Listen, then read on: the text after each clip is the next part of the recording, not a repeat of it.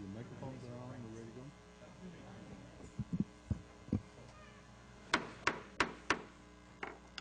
I want to welcome everybody to the June 3rd, 2014 regular meeting of the Board of Supervisors, and I hope everybody has voted already, or if not, as soon as you leave the meeting tonight or today, you'll proceed right to your polling place. With that, if we'll stand for the Pledge of Allegiance, led by Supervisor Portello. Ready, salute. I pledge allegiance to the flag of the United States of America and to the republic for which it stands, one nation under God, indivisible, with liberty and justice for all.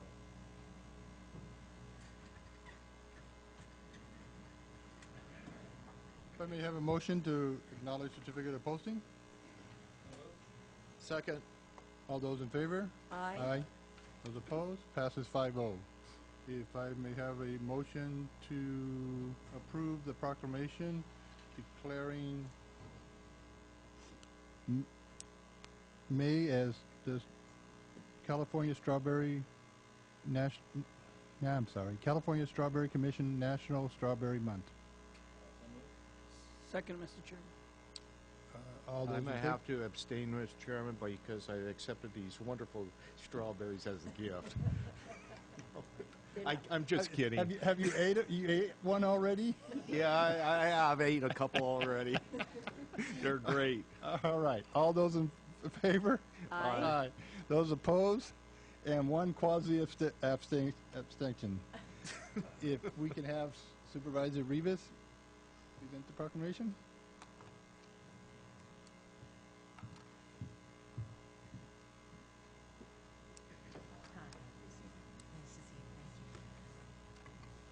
Right, so we will have a brief a presentation, but this certainly is a little bit late because we are in June, but we are here to proclaim the month of May 2014 as National Strawberry Month. So I'll read the last whereas here. So this board is going to resolve in celebration of National Strawberry Month that the California strawberry farmers and the commission to be recognized for supporting a quintessential California crop that sustains families, communities, the environment, the California economy, and the opportunity for immigrants to pursue the American dream. So, thanks so much. Thank you so much. All right. Thank you. Thank you for having us here this morning. I'll be very brief. Even though it is June, strawberries are grown in California all year round, so really every day is California Strawberry Day. What I'm going to do is just give you a really brief overview about why strawberries are important and why in that last whereas all those qualifications were mentioned. With National Strawberry Month, we did do a number of different activities to celebrate, a lot of it focusing on how great strawberries are for kids and how much it is their favorite fruit, as well as talking about ways that it helps to support the economy and the community. For San Benito County, we have just a little bit of strawberry production here. It's in that kind of Aromas area off to the east where it's not quite so hot. But it is important to the coastal communities in California. So every day of the year, strawberries and the farmers who grow them do contribute to our community. And we're going to talk a little bit about how that contribution works. In the state of California, we have about 400 family farmers that are growing strawberries. And of those 400 family farmers, they grow 90% of the strawberries produced in the United States.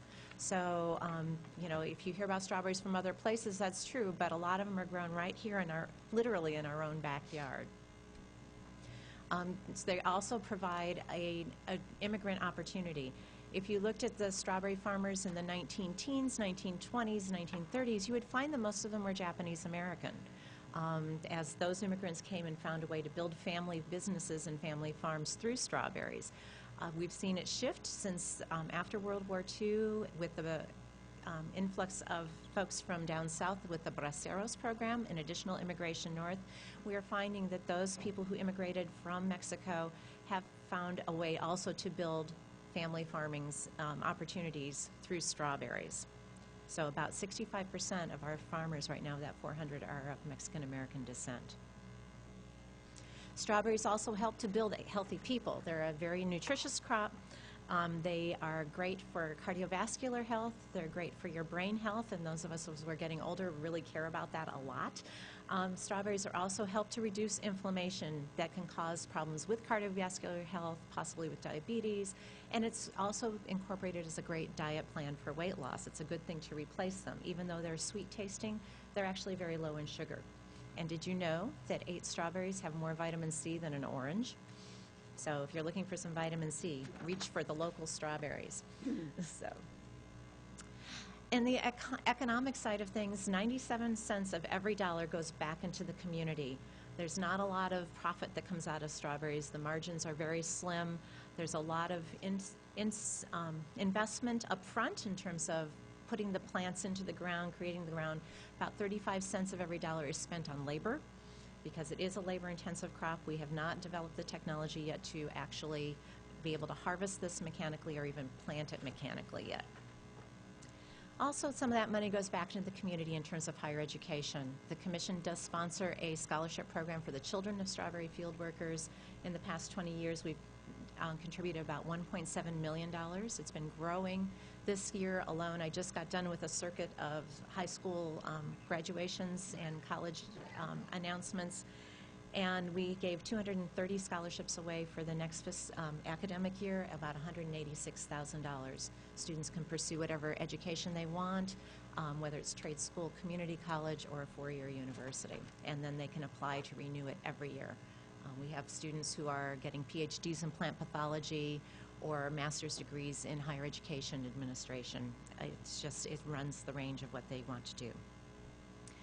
The economic piece of it also ripples throughout the rest of the community. It's about a $1.4 billion impact to those communities where strawberries are grown. I'm sorry, $2 billion direct impact, and that includes everything from buying fertilizer, buying tractors, pesticides, other kinds of materials that are needed for growing strawberries, buying the plants, things like that. But then you've got an additional $1.4 billion ripple effect because the folks that are hired by strawberries, they need a place to live, they need health care, they need to buy groceries, things like that. Public services are provided that through those tax revenues, and so that the total contribution by strawberries to the state of California is $3.4 billion. A large part of that is focused in the communities where strawberries are grown. Also, I mentioned it is a labor-intensive crop, and it creates about 70,000 jobs on just about 40,000 acres. In terms of the environment, what we find is that strawberry farming is good. It stays in place, or it'll rotate with some other crops, but it helps to preserve farmland because it is a high-value crop. It stays in the ground. It plants in November, will stay in the ground till next October. Harvest runs from March to November. So it's a nice, long, steady crop that can be in the ground along the coast. We live in one of the best places in the world to grow strawberries. If you look on the globe and look at how the California coastline is situated according to the ocean and things, there aren't very many places that have this unique climate and soil type. So that's why you see a lot of strawberries grown in this area. We've also been recognized for our contributions to innovation and looking at ways to reduce impacts on the environment, including getting a US EPA recognition a few years ago on stratospheric ozone layer protection. So we are one of the global leaders in sustainability, and the reason is because the Commission is funded through contributions from the farmers themselves. And the farmers decide how to spend that money. And they decide to spend that money by working on new ways to produce strawberries, new varieties, new ways to reduce the use of pesticides, reduce the use of fertilizer, make their water use more efficient, find ways to grow plants that has less of an impact on the environment. And a lot of these innovations start here in California, and they often get adopted throughout the world. So California strawberries were one of the first to adopt drip irrigation in terms of using less water, and it has been adopted by many other crops since then.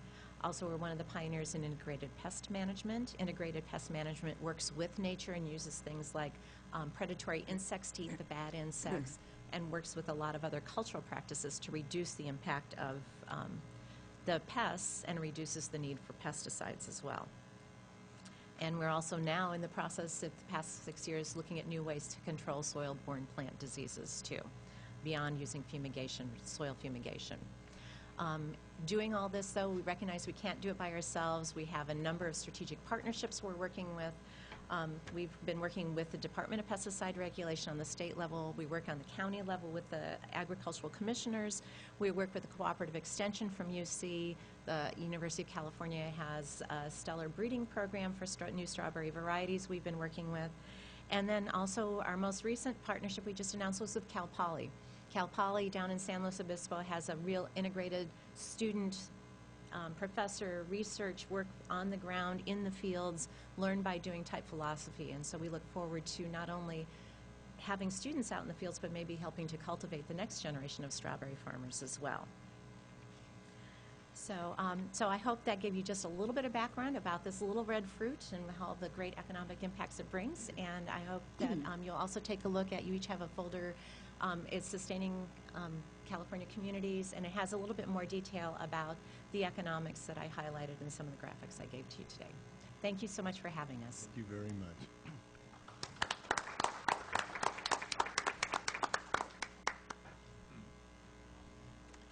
With that, we'll move on to the public comment. This is an opportunity to address the board on any item of interest not appearing on the agenda. No action may be taken unless provided by Government Code Section 54954.2. Do we have any speakers cards? Yes. Marvin Jones?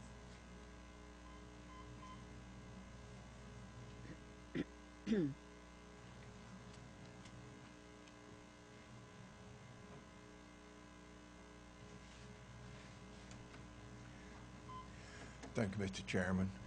Board of Supervisors, you've seen this before. Just a quick review. You know, the red areas are off limits to humans. The yellow areas are for limited human use under strict government controls. EPA is kind of taking the lead on some of this. It seems like all the government agencies have some red paint. But when President Nixon signed the Environmental Protection Act, never thought that it would come to what we have now. Some regulations EPA is proposing now under the Clean Water Act would take control of all surface water. High water mark in your pond is going to be under government control. EPA is going to control it. Vernal ponds, the ones that dry up every summer, they're already under control with the tiger salamander, but EPA is going to do that as well, painting it red. Corps of Engineers expanding their definition of wetlands to keep people off of it. The oyster beds up north that not going to grow oysters there anymore. 40 years was too long. Forest Service. A couple of weeks ago we heard where the Forest Service had closed off the water sources for grazing land in New Mexico. You can still graze there, you just can't have any of the water. Now that was the Forest Service. Forest Service is in the process of closing 2 million acres, painting it red. 2 million acres in the Sierra Nevadas. On Memorial Day this year, last week, the Fresno County Sheriff had a clip on YouTube where the Fresno County Sheriff, with the approval of the Board of Supervisors, went out there and cut the lock on the gate to open it back up for people. It's only been a week. He'll probably get audited by the IRS or something, but 2 million acres off limits, another big red area. I'll close with paraphrasing an old poem. When the government came to take control of the land with the kangaroo rat, I did nothing because I didn't have any kangaroo rats. When the government came to take control of the land with standing water, I did nothing because I had no standing water.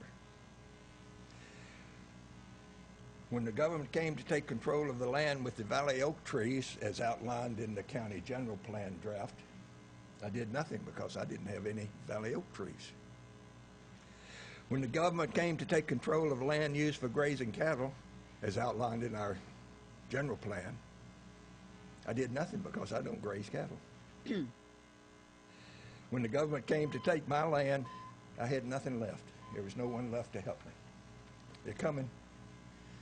Where's G. Gordon Liddy when we need him? Thank you. Marty Richford?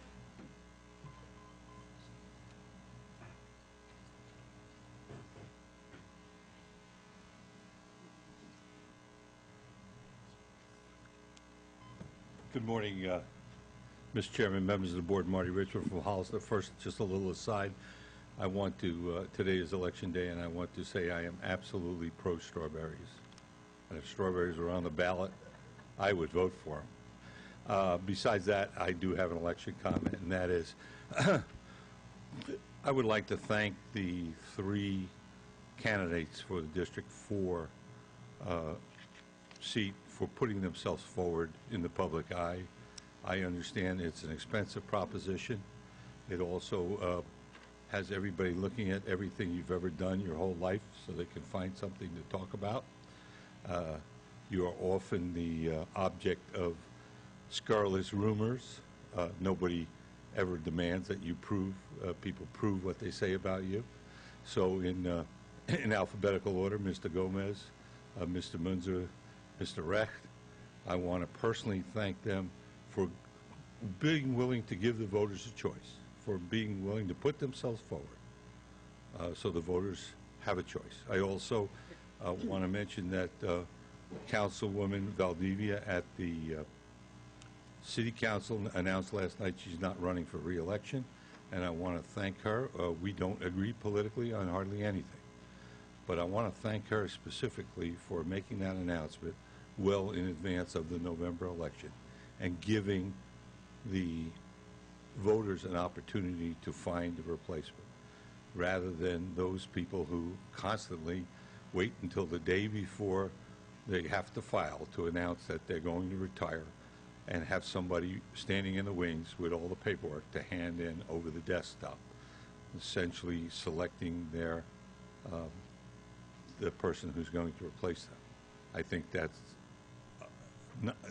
an insult to the voters, and I want to thank Councilwoman Valdivia for her 16 years of service, and I want to thank her specifically for announcing well in advance that she's not going to run again, so the voters have an opportunity to make a choice. For many years when I was in the service, I never voted, and the reason was I wasn't living in the States. I was living overseas for almost 16 years, so I didn't have a local election to vote on. And I always felt, since I worked for the government in the Army, that maybe I shouldn't be voting for the guy who's going to be my boss.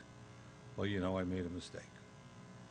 I found out that our nation has got to the point where everything is political. It's unfortunate that people don't want to know about the issues. They don't want to know about the details. They're just bored with it. It's too complex for them. And too many of them say, all I care about is what party you belong to or how you comb your hair or what color your skin is. That's unfortunate because the decisions you make every day, and I'm wrapping up, affect us all. So thank you very much for your service. Is there anyone else that'd like to address this board at this time? Seeing none, we'll move on to department head, Mr. Espinoza.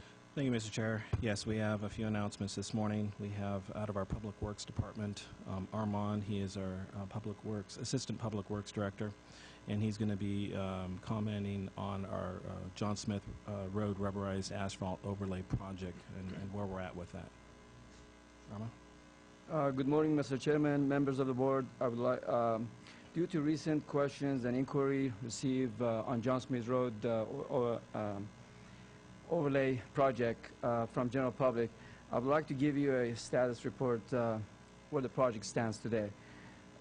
As of yesterday, we have received all the bonds and insurance, and we have a signed contract with Granite Company, and who is the new successor for the road reconstructors who was the original low bidder on this project. If you recall, Granite Company bought out the FMG and its subsidiary Road Reconstructor Incorporated. Your board approved the assignment and assumption agreement on May 20th, last board meeting, and now we have issued notice to proceed as of yesterday to Granite Rock, with the first working days starting on June 16. From the specified starting date, Contractor has 20 working days to complete the work. The actual work is anticipated to be completed a lot sooner than 20 working days due to that's actually the 20 working days as a contractual obligation of the contractor to finish the job. Generally, this type of work will take 3 days to do the road restorations, such as filling the potholes, addressing the failed roadway sections, and additional 3 days to basically do the overlay, and then 1 day for the striping work. I just wanted to give you a status of where the project it is, and we are moving forward the project, and we anticipate for completion of this work on July 14, based on the number of working days given to the contractor, if not sooner. That concludes my report, and if you guys have any question, I'll be glad to answer those. Supervisor Patella? Thank you, Aman. I really appreciate you coming up and giving us a report of the projects. How is the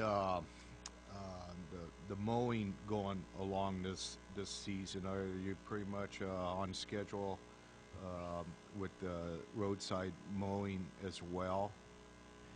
According to our road superintendent, everything is on schedule, and we are basically operating on a skeleton crew. We're doing the best we can, and we're addressing some of the hazardous conditions on the road first, and then that's on schedule. And I think some of it has been done, and it will be continue on to finish that task. Yeah, that always seems to be kind of an issue in my district, because we're always the last ones to get taken care of, and it's completely understandable. South County is dries up quicker, but Exactly. I'm always asked that question: is when are they get up the Salinas grade and in the Anzar area? But I again really appreciate the update, and hopefully you continue to do this. You're welcome. Thank you, Armand. We also have another item. Your board had requested some feedback with regards to the $100 million that was discussed last board meeting, and how that breakout would be. We went ahead and contacted our consultant, Anita. She handles all of our SB 90 items. And she's, first of all, not feeling 100% confident that would pass, but what she did do for us is break down for us where we would be at. In 14-15, we would be looking at receiving about $52,000. In 15-16, we would look at about $500,000 to $550,000. And in fiscal year 16-17, we'd be looking at about $37,000. So that's that. The breakout was at about $73 million would be going to counties, and 25% would be going to cities, and 2% to districts. So that's the breakout of the funding. I just wanted to make sure the board was aware of it. I think Supervisor Patella had requested that information. Good, thank you. We do have another announcement coming out of our OES department. Actually, we recently hired a new OES manager. I wanted to introduce him to your board. His name is Kevin O'Neill. He actually comes from our public health department. He graduated from Boston University School of Medicine with a Master's of Science in Health Emergency Management. So I wanted to welcome him and invite him. Kevin, feel free to come up.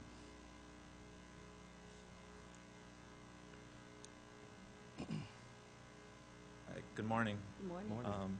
I just wanted to briefly talk. I'm really excited to be here. I'm very happy that Mr. Espinoza gave me the opportunity to come and work as your OES manager. I've been on the job for 3 weeks now, and I'm just really excited about what I see. We have a great community, a great county employees, and I'm excited to work for a more prepared and resilient county.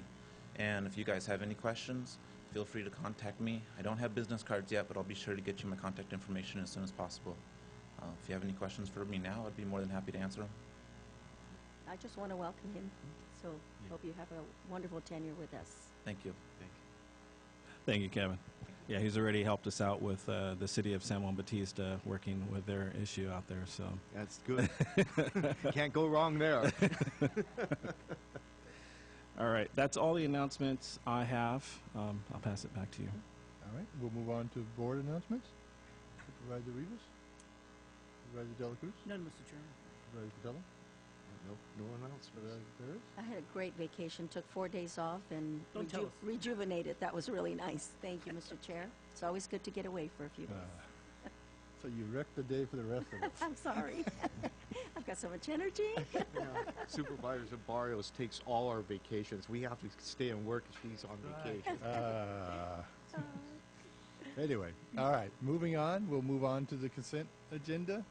I've already had requests to pull item 5, 10, 19, and 21. Is there anything else the board would like to pull?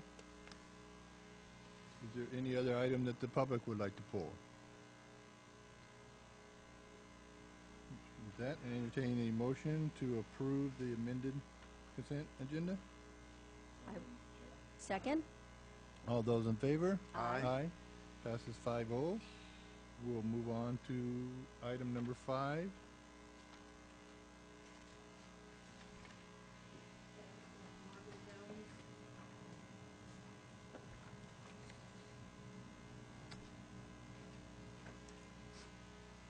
Good morning. Good morning. So this was asked to be pulled by a member of the public. This is the psychiatry contract with Walter Mendelson, who is a psychiatrist who we had become introduced to originally through Traditions Behavioral Health. And when Dr. Nelson left, who was a psychiatrist here for about 8 years, I needed a backfill. So I procured Dr. Mendelson, who happened to be available. He was in between placements. And he is pretty well known in the field. He was a professor of psychopharmacology at the University of Chicago School of Medicine. He's also recognized for his expertise by NASA, who has him under contract to do consulting work on psychotropic medications and space travel. So we're feeling pretty confident that he is an expert in his field. Is there any questions of staff at this point? Turn it over to any questions from the member of the public?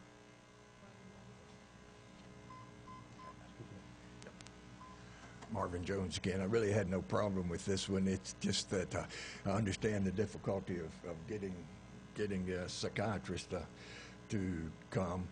It's time and material type contract. He's on call. When you need him, he comes. Again, no problem with this. But then item number 10, which if I may speak to that at the same time, it's the same thing.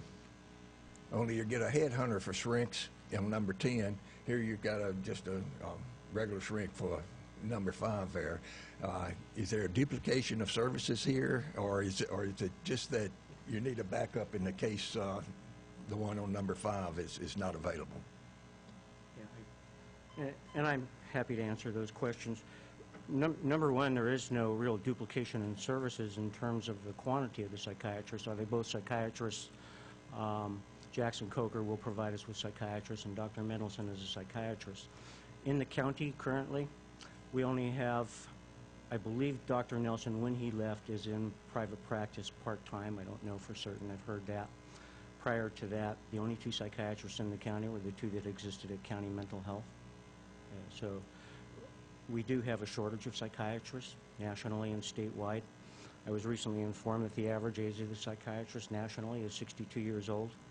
When you look at what people have to go through to go to medical school, psychiatry is not the most popular area to go into. With that, we have more individuals than ever showing up in the penal system and corrections who are claiming to have mental illnesses. Some of those are bona fide, some not. We know that treatment is a big issue, both for physical health, mental health, and substance abuse in the corrections institutions. We know that the governor has been put under pressure to provide better health care. That's a heavy resource draw on psychiatry.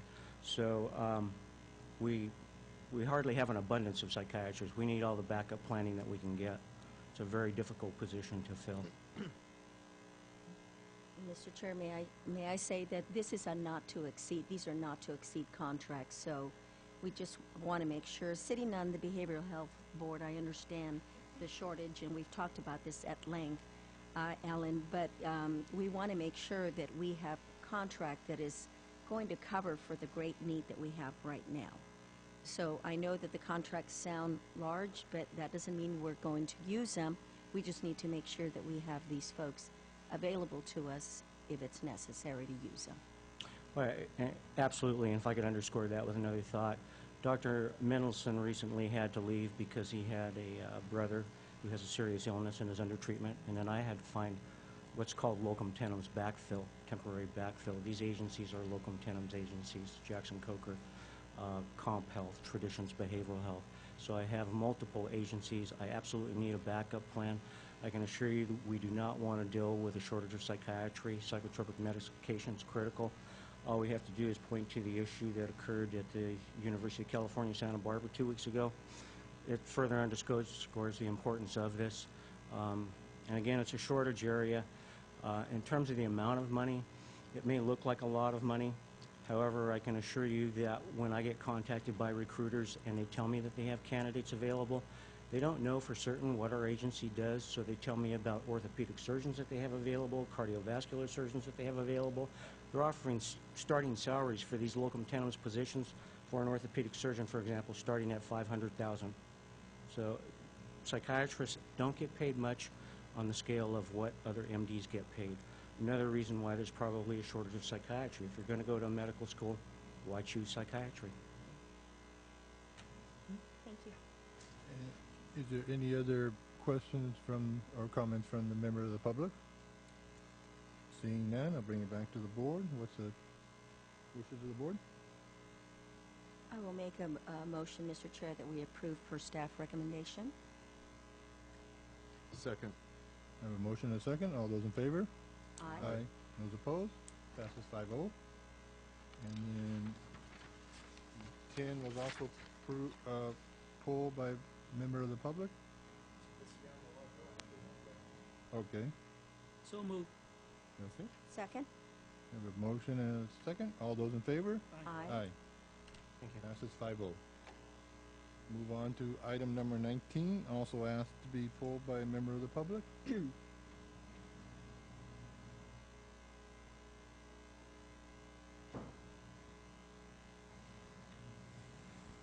This item is a contract with the EMC planning group to provide environmental EIR for a proposed project that we have, the Roberts Ranch proposed subdivision. I'm available for any questions. Supervisor Vitello? Yeah, the only question I have is, how did we, did you go out to bid on this contract, or?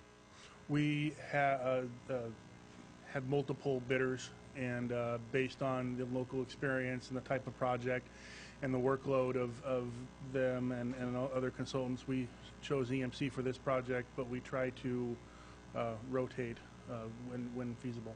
Mm-hmm. Thank you. We'll open it up to the public.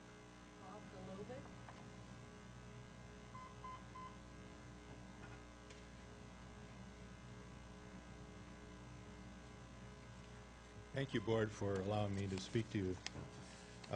In interest of brevity, I'm going to read a statement from our Homeowners Association, if I may. Better put on my glasses. I'm here to comment about consent agenda item number 19. I'm a resident of Cielo Vista subdivision.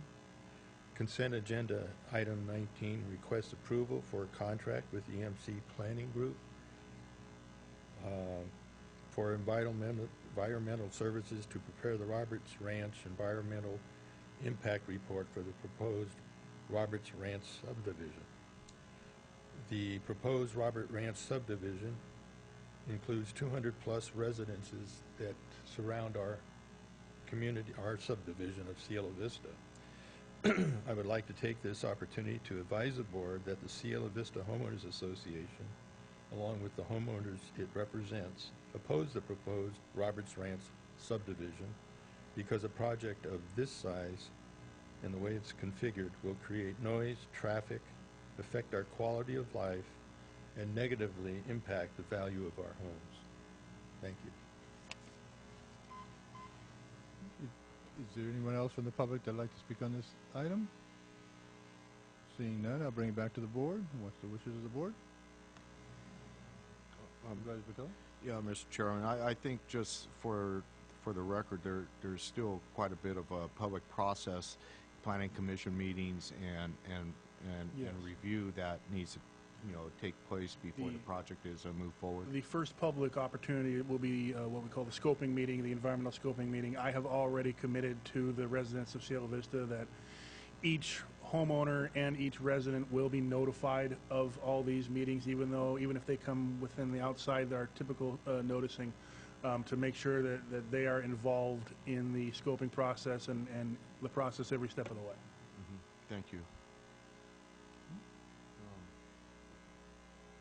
If there's no further comments from the board, I'll make a motion to approve the contract for the reimbursement agreement not to exceed $188,703 for the Roberts Ranch Environmental Impact Report, and authorize the chair to sign the contract and authorize the interim planning director to approve minor contract amendments authorizing additional work within the 10% of the contract's contingency amount. Second the motion, Mr. Chairman. There's a first and a second. All those in favor? Aye. Aye. Those opposed? No. Passes 4-1. With that, we'll move on to item number 21, which was requested by Supervisor Parrish. Thank you, Mr. Chair. Armand, I just wanted to just discuss this briefly because I know that this is also going to go through a process, but because I know that the area that this map is for has a history of flooding, and I know that we've had some very dry years in the last 3 years. It is recommended that testing be done for some of these lots during wet, normal years. I don't know when we're going to have those normal years, so I don't know how that's going to be done. But I just have a concern because I know it sits in the 100-year floodplain, and there's concern about the septic systems, and there's concern about drainage, and I'm concerned because I have seen what has happened in the past during very wet years. So I just want to make sure that the public is aware, and the people that are moving forward with this, that they have experience some serious issues there. And I know you're going to do everything in your power because I see those things addressed on here, and particularly for a couple of the lots, or some of the lots, I should say. So just want to make sure that You're absolutely correct. transparent. You're absolutely correct. Yes, some of these lots happen to be in the floodplain area. However, there are provisions in the conditions of approval that how to comply, and there's a note on the map how to comply with those conditions. Some of these houses are actually existing. Some of these lots are existing lots with the existing residents on it. It's just more like a cleanup issue of anything for filing this final map. And there are, yes, when they brought this up, we have looked at all the conditions. We have circulated that through all different departments for different comments, and we have set up gone through planning commission. Conditions of approval have been set, and as of today, they have complied with all the conditions of approval, and it's ready for recordation of the map. So your comments well taken, and actually it's addressed in the conditions of approval. Thank you, Armand. I appreciate that. You're welcome. Any other questions from the board? Any questions or comments from the members of the public on this item? Seeing none, what's the wish of the board? I will make a motion, Mr. Chair, that we approve per staff recommendation. Second. A motion and a second. All those in favor? Aye. Those opposed? Passes 5-0. Thank you. With that, we'll move to the regular agenda. Mr. Thank you, Mr. Espinoza? Chair. Yes, thank you, Mr. Chair. Yes, we're on item number 24 on our regular agenda this morning, and this particular item has been brought up due to our local storefront for office supplies actually closing June 30th. And Denise Thome has been kind enough to work on this for the county, which we appreciate. We actually looked at different opportunities, what we could do, and with that, we've noticed that some of the ordering of supplies and other things through Staples and Office Depot online, Hayward and Fremont actually receive those taxes, those revenues. So we looked at different options, and Palace Business Solutions was the avenue that we're going to be recommending to your board to move forward with. We'll be receiving those sales tax depending on where the purchases were made, whether in the city or in the county. The city would receive that in the city. A couple of items to think about here. We have rebates paid annually, 1% on all supply purchases. This would be except for furniture. Additional 1% rebate on all supply orders if 80% or more are placed online. We'll also receive free next day delivery, no minimum order amount. And also, too, with regards to how we actually move forward with this agreement, we actually piggybacked off of Pajaro Valley Unified School District with their RFP. So, again, I want to mention to Denise, thank you for working on this. Again, we actually used Palace with some departments, but we're looking at using it for a whole for the entire county. So we also have Ed Morrow here from Palace. He's a sales manager. If you have any questions, as well as Denise Thome, if you have any questions with regard to this. Any questions from you? I have one, Mr. Chair. Supervisor Barrett? Yeah, I noticed that there are some funds, and it looks like I want to say 10% is given back to the community, and I'm just wondering if our community, because I know they're not situated in our county, if our community nonprofits receive any of these donations that are given back. Good morning, supervisors. Good morning. Morning. Yes, we do contribute. Off the top of my head, I know we've done some things for Hazel Hawkins and Hazel Hawkins Foundation. We've contributed to them, I think, the past 6 years. I could get some information for you on what we do within the county. I know we did something with the school districts and free backpacks at the beginning of the school year. So we're involved, and we're here when needed. And I live in San Benito County, and I'm born and raised here. So we definitely look into anywhere where we can help out. So it's not just based that where corporate offices are in Santa Cruz. We do a lot in the entire Central Coast, basically.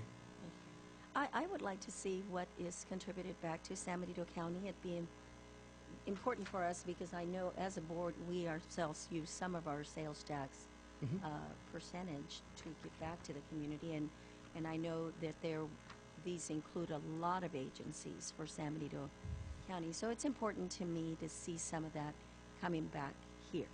And we've also helped some of your departments when they've asked as far as doing some things for their employees. Okay. And special events that go on, and we've helped at that too. But I will get Denise a list. All right. Thank you, Mr. Chair. Supervisor Patel? Yeah, it's I remember the old Morrow's stationery store, and I sure miss those days. Hopefully one of these days, maybe Palace or somebody could establish another office supply store in this county. I just can't, I hate to think that I have to drive to Gilroy, go to a store that abandoned Hollister, and buy stationery, for my personal in business use, and it's a tough thing for this community not to have a stationery store. It is. They've had one here literally since the 20s. Between, I think it started with Crow Stationers way back in those days before my father actually opened Mario's in the 50s. But brick and mortar buildings are pretty tough today. Staples not only is closing in Hollister, they're going to close 600 stores before the end of the year, and Office Depot could be closing about 1,000 stores. So the brick and mortar is going to be tough. Basically, I can tell you this: we have looked at Hollister. We've looked at it from not as much a supply place as maybe possibly a furniture place. So there is some talk within our company. I don't have any real guarantees of that, but that part of the industry is a little different than the supply. We can do everything and deliver throughout the Central Coast into the Bay Area next day on our trucks. That's one thing we're different. We do with our own people. We do not deliver by common carrier, UPS, or FedEx, or anybody like that. So our people come into your place and put it where you want it. We are going to do some special things in Hollister here that'll be coming up for the county businesses and the individual businesses to give them the ability to get some better pricing. And another way is to get, I'm all about Hollister living here. I know what this county's gone through, so I'd like to keep those sales tax dollars here, if at all possible. And so that's what we're going to strive to do going forward. But store-wise, I don't see an office supply store probably. I think that's the old way. I mean, it's basically distribution now and cost. So we all miss it too. I mean, I did it for 25 years of my life too. So, yeah. Well, if there's anything that the board, I'm sure we feel all the same, that, you know, it does help the small business guy. You know, I'm not going to, personally call Palace to bring in, 500 blank sheets of paper. I understand. But it's one of those hardships that I think the small business owner will have in our community, and we value the brick and mortar store as well. Right, I understand. Yeah. If anybody knows, and I appreciate that. Thank you very much. You're welcome. Thank you. Representative De La Cruz? Yeah, thank you. In my other job, in the private business, typically I would ask my staff to go out and go get the orders for us, and usually it would be Staples. And we realized that was not cost effective, so we asked them to go online, and sure enough, Staples would bring the stuff to our office whenever we needed within a couple of days or so. So we got spoiled. Mm-hmm. And I get to save staff time. I get to have my staff there answering the phones and doing other work there than going out and doing work with the potential increased risk of workers' comp if she gets into a car accident or something. I like the idea of coming into our facility. Talking to Ray, because I really did a lot of research on this one, talking to Ray, he assured me that one, you will have the capacity to provide those services. And if I'm not correct, you're doing it right now, right? We are currently doing it, correct. So it's going to be added on. It's a work in progress in which you will provide more efficient, on-time delivery service to the entire county, which is good, which means we as a private business we actually might contact with you too and say, hey, you know what, let's talk. The other thing that I was convinced with Ray is that the sales tax is going to be here. Mm-hmm. And to me, that's the most important thing, because our community needs less sales tax. So for every dollar we purchase, it's 8 plus something percent that goes back into this community. And that's a great thing. And the most important thing is that I've known you, working through the aisles, through the doors, through the office, and I chit-chat with you. So we want to make sure that our employees and our staff and us feel comfortable talking with you and building that relationship. Because it is a 7-year, 5-year contract? 3-year contract. 3 year. I want to make sure that it's in a method of improvement. And you convinced me when you were going to give back 10% of your net profits back to this community. And I share the same things as Supervisor Barrios. I would like to see that thing more for academic purposes. And the reason why, because I want to make sure that the distribution is going equally and fair among the entire community. We have a huge disperse of different members of the community and a lot of organizations, And I know it's going to take a little bit more work, but trust me, at the end of the day, it'll be the best thing in the whole community. So we like to see that on a yearly basis, just a memo to the board. It's not something that's going to take, 20 minutes of your time coming into the board and explaining everything. Just see it. It's more of a check and balances procedure in which we say, okay, they have committed to what they said, and so we're happy. What I can do for you too is provide you with our contact person that actually does that at the office. So if you have agencies around the county that are looking for something, they could contact her directly and start it.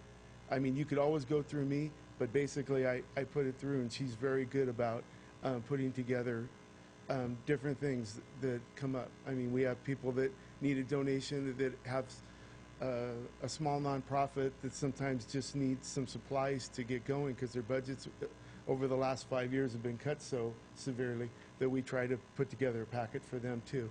So yeah, I will get you that information going forward. One more last thing, Mr. Chair. When we purchase a volume or add dollars to that order, there's a discount or some type of value given back to the county, right? I imagine. Yeah, you're piggybacking on one of the most aggressive contracts actually in the Bay Area. It's basically a $1 million office supply contract that's been bid by all the major players. So the pricing that you're going to be getting is extremely competitive. At the end of that, sure, any additional volume, you're going to get a rebate back on it both ways. Volume, it's going to come automatically. We used it basically, we try to encourage people to buy online. It's better for all of us. It streamlines our process so we can give a rebate back to you guys, regardless of having something faxed in, and then we have some person input it, and then it goes through the process. So that's where the rebate comes for online. And as far as what you were saying before, Supervisor De La Cruz, that me being out there, it's me who's going to be out in front of the county departments. This is my area, and I have met most of them, or have done business with a lot of them, probably most of my career. So yes, it would be me that would be out there. Thank you. Just one more comment, Mr. Chair. I just want to thank you because you're a voice for San Benito County, and even though I know this is a business relationship, I know that you will be looking out for the best interest of our community. And I'm still enjoying some of the furniture I bought from your parents' store years ago. So I know the kind of business people you are, and I'm sure that you value your community as well. So. Well, thank you so much, and we look forward to a long-term relationship with the county. Okay, Thanks. Is there anybody from the public that'd like to address this item?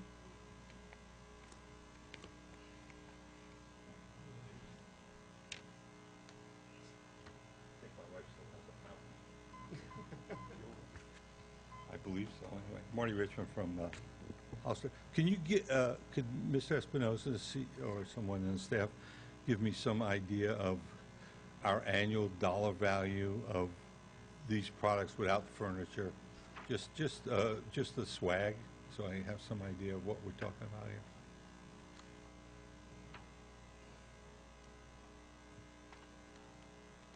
Any guess? I mean, are we talking 100,000 or 1 million or 500,000? No guess? Without furniture? Yeah, without furniture, of course. You know what? I'm going to have to get back to you on that one. I can't give you an answer Yes. off the top of my head. 500,000. Okay, thank you.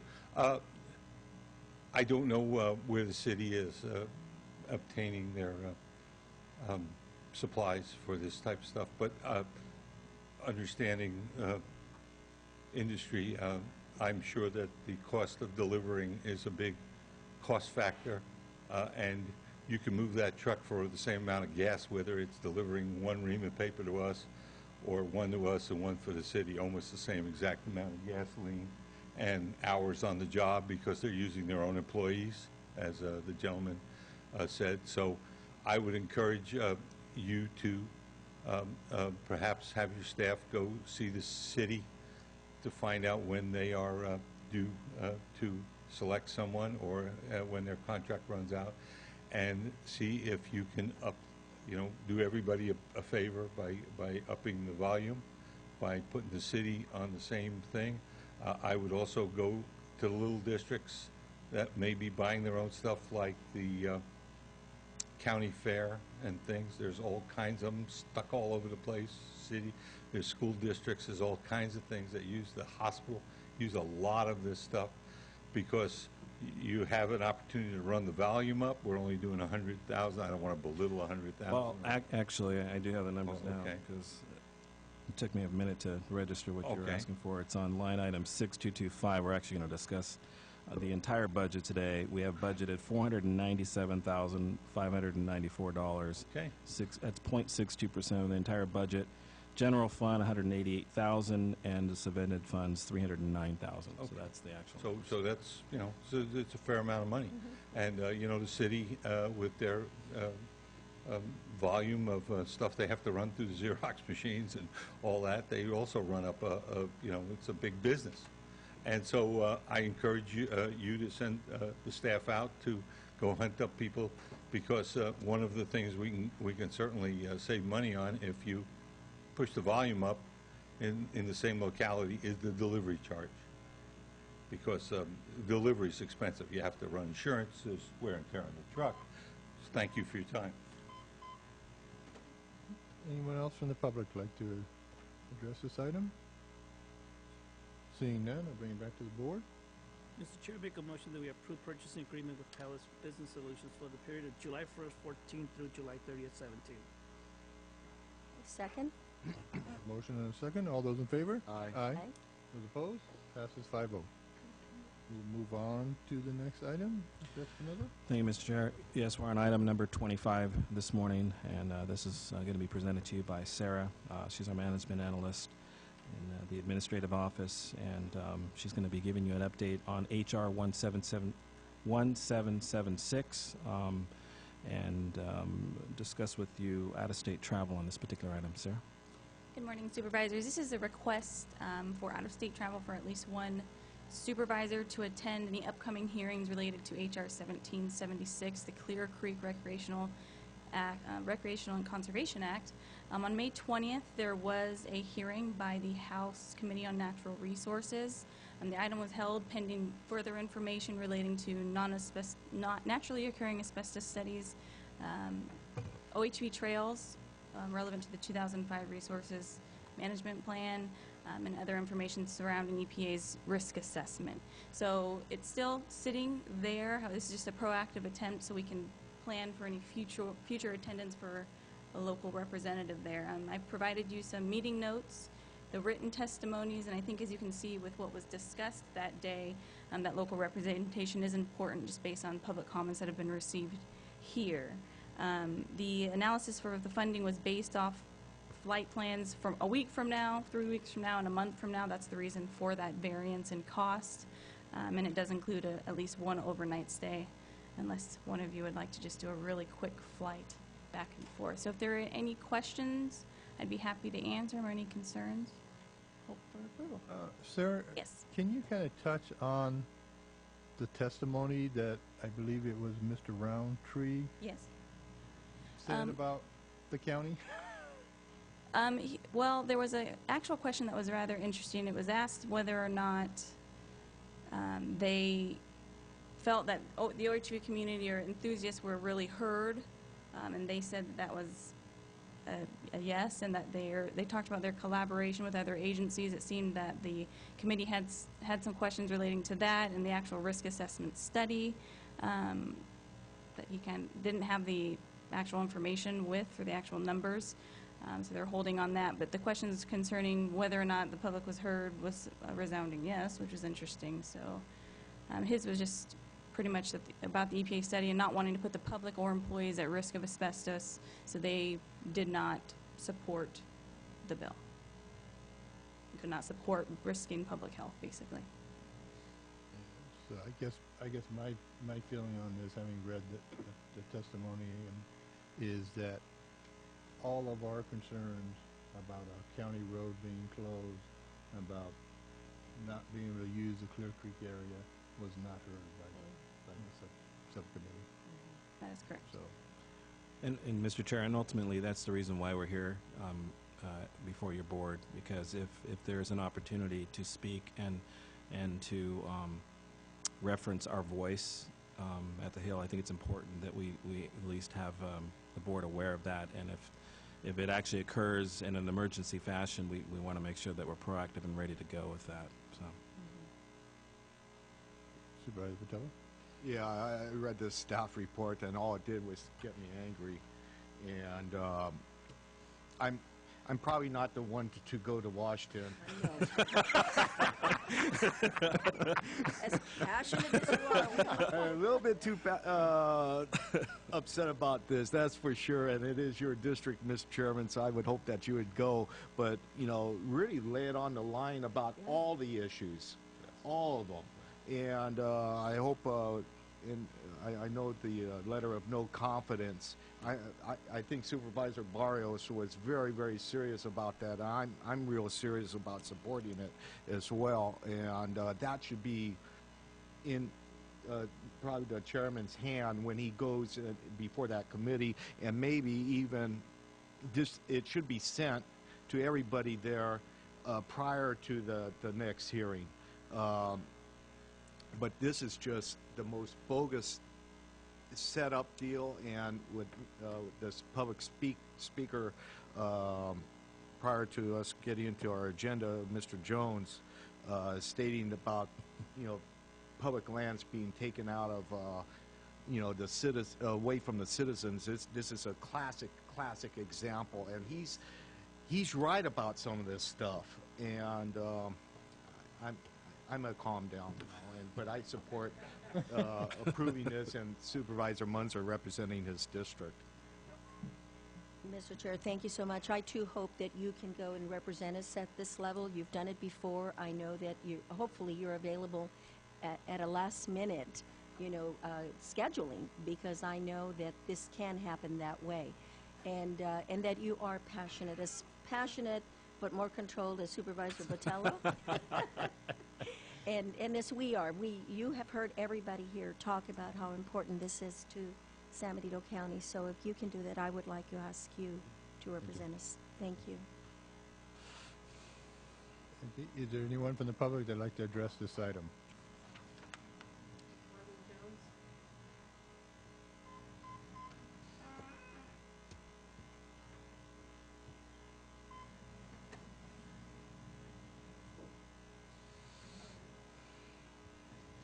Thank you, Mr. Chairman, and appreciate your indulgence of some of my... I asked about some information on asbestos. There's some big words in there, also with Clear Creek. It turns out that of the half dozen so forms of asbestos, the one at Clear Creek is a Kraustal asbestos. I hope I didn't butcher that word too bad. Kraustal asbestos has never been found to cause any health problems with humans. There are references there. The asbestos that causes the asbestosis, mesothelioma, whatever name it goes by, is amphibole. Again, excuse my pronunciation. There has been no amphibole asbestos naturally occurring at Clear Creek. But in the EPA and all of its wisdom, and Congress and whatever, they banned every form of asbestos. There's speculation there, even a reference.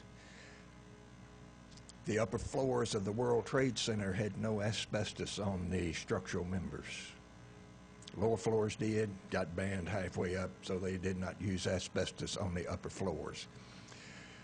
And it was in the New York Times in September 2001 where it was speculated, professional metallurgists speculated, that had there been asbestos around the structural members in the World Trade Center, it would not have collapsed as quick. May have collapsed, may not have collapsed, but it would not have collapsed as quick. But the EPA, in all of its wisdom, banned it all. If I keep bad-mouthing the EPA, the NSA on their camera will probably send the IRS after me, so I better go sit down. Thank you. Anyone else from the public?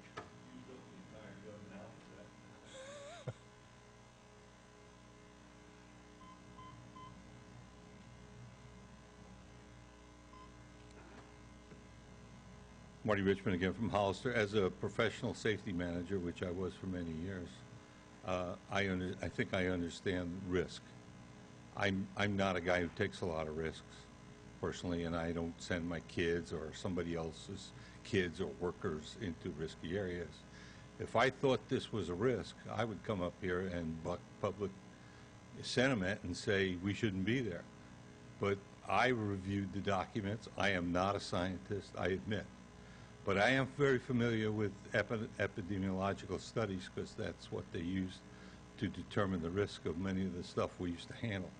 And there's not a single epidemiological study in there from the humans who have been exposed, who've used that area, from lab rats, or anyone else on the naturally occurring asbestos that says how long you can take. And I again, would like to reinforce something I hope the chairman would bring to the attention of the board, that we've had people come up here and say, you can't be there for 5 minutes. These are people representing the EPA. And then all of a sudden, 2 weeks later, they say, no, it's not 5 minutes, it's 5 days. No, it's not 5 days, it's 15 days. Then if you walk, it's 25 days. They're making it up as they go along. It's obvious to me. If you go down to fill your car with gasoline, there's a Prop 65 warning on every pump in every gas station in California. And I never saw anybody read those Prop 65 warnings that say you can get cancer from gasoline and put the nozzle back and push their car home, okay? Everybody fills their tank because they understand that although there's a risk, that risk is very, very, very, very, very small. And that's the issue here. In other words, can I guarantee you absolutely positively nobody will get cancer if they go in that area? No, but neither can I guarantee you they won't get killed driving their ATV or driving to the area, which is probably more dangerous than being in the area. And we know the same thing about, you know, the old joke about airport. Driving to the airport is more likely to get you killed than getting on the plane. So that's the problem here.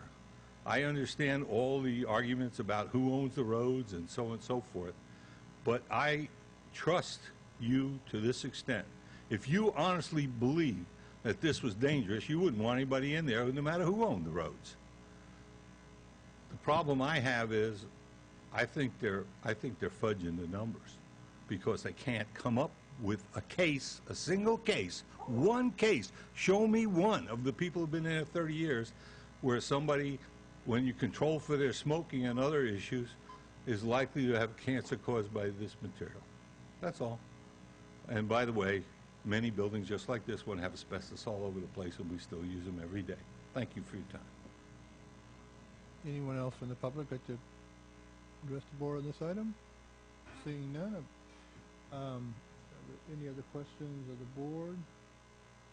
But one comment I like to make to the rest of my members is I received a email from Congress's FAR office that this hearing was going to happen, and I may have been requested to attend it. If that had come about, we probably would have had to have that special meeting to get approval for me to go back to Washington. And I'm wondering if we want to look into some mechanism for emergency meetings like this, or emergency out-of-state travel, either giving the CAO permission to authorize it or something, other than have a special meeting just to handle that. I think a case-by-case would be better, but this doesn't happen very often, and we are here today so that we can address that emergency that could come up, right? Yeah. And so I'd like to see it on a case-by-case, because I want to talk about it. I want to be able to discuss the importance of it before the decision is made. So that's my take on it. So this addresses it. Okay, but I guess I'm trying to ask if this will address this particular item, but if something else pops up, or another member has to respond to out-of-state travel, on a kind of a, you know, I don't want to say emergency, but, you know, at a moment notice, do we want to have some mechanism in place to approve that, or are we comfortable with the way we're doing it now? I feel comfortable with the way it is, Mr. Chair. I definitely do not want any of us supervisors speaking our own mind, not yet allowing input from the board. So this mechanism allows the board to have input and then allow for the out-of-state travel. Okay. Yeah, I'll concur with Supervisor De La Cruz on that. I'm always available for a special meeting. I am too. Okay, very good. What's the pleasure of the board on this item? I'll make a motion to identify Chairman Munzer to attend a special meeting back in Washington if need be, and approve the out-of-state travel for a potential trip. I second that motion. Okay, we have a motion and a second. I'm sorry, just on the question. This is for the, it might sound like I'm dumb, but I want to make sure what I'm voting on. This is for the Clear Creek situation. Yes, for the Clear Creek issue. If the invitation comes to testify before the subcommittee again. Okay. And Mr. Chair, the greatest testimony that we have is really what Marty mentioned, that there has been no known case. I myself recreated there since the early 70s for many, many years with my family, my children. And so that is the greatest testimony that we have. And please, if you do go, represent us in that there are, and it states it here, there are other life-threatening hazards out there like rock climbing, snow skiing, swimming, and boating that are much higher risk than Clear Creek. So thank you. We have a motion and a second. All those in favor? Aye. Those opposed? Passes 5-0. Thank you, Sarah. Okay, we'll move on. Mr. Espinoza? Thank you.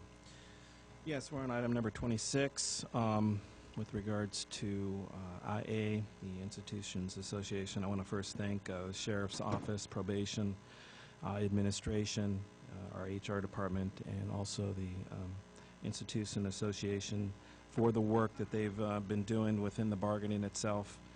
And we have Georgia Cochran here, our interim HR director, to report to you your requesting of approval on this particular resolution. So, Georgia. Thank you. Good morning, board members. This particular item just requests that you adopt the resolution approving the new collective bargaining agreement. As you note in the staff report, the highlights of this agreement, this is a term that runs technically from last October because we've been honoring those terms and conditions that existed in the prior SEIU MOU. And again, this is the group of correctional deputies and juvenile institution officers who separated and formed their own unit back in 2011. At the time, there was no terms and conditions of employment or a new MOU developed. And at the time that the SEIU MOU expired, they began bargaining then for a new agreement. So this term will run there. The other terms are very similar to what your board adopted for SEIU. The health care is the same for the active and retirees as what we adopted there. And again, there are still some of the tiers, the new retiree medical things that are yet to be implemented that still require some administration. The sick leave payouts being reduced for future employees, and the 32 hours of special leave. We did give SEIU members some holiday closure or 32 hours this coming December. This is worded a little bit differently because these are 24-hour people, so we can't close the jail or juvenile hall. And the elimination of the G-step. The bigger issue where the Institution Association group as well as the Sheriff's Department and Probation need to be commended for working together is to get some extra help language in there which allows extra help employees to come in and supplement staff, which should significantly reduce the overtime. So that gives the sheriff as well as the chief probation officer some flexibility to operate without incurring such astronomical overtime costs. And that was a very difficult discussion, and the parties worked very closely, but at any rate, that's probably the most significant item in this. All other terms are the same. I'll entertain any questions. Are there any questions? I think, Mr. Chair, Georgia, I think I recall the G-STEP had a different date. Is that the correct date? This is the same date that we use for SEIU. The G-STEP and the sick leave payouts do not become effective until October 1st of this coming year, and that is consistent with SEIU. There was confusion about it when you adopted the SEIU MOU as well. But it's consistent. It is consistent. All right, thank you. Anyone from the public like to address the board on this item? Seeing none, I'll bring it back to the board. What's the wishes of the board? I will make a motion, Mr. Chair, to approve per staff recommendation, resolution number 2014-52.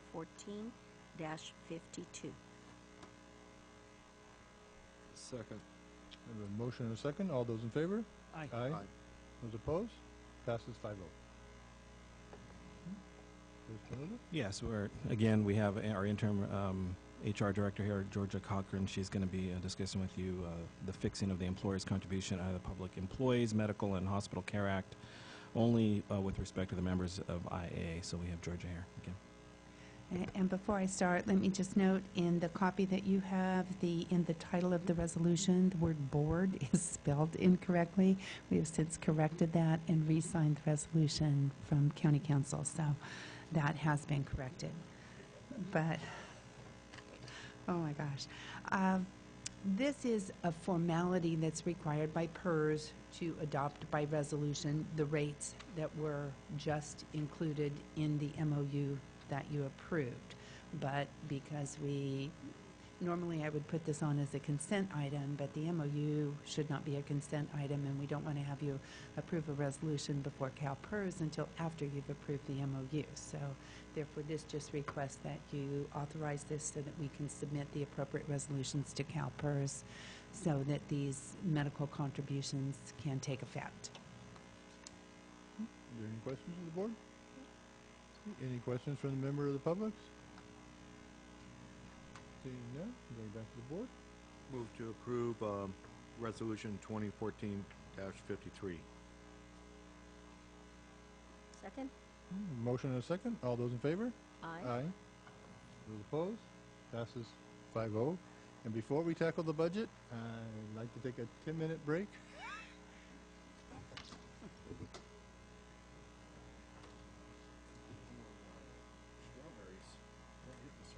Oh, I bet it did. I'm going to go rinse mine, and they're good. They're good. So if he runs out of here real fast, what would happen?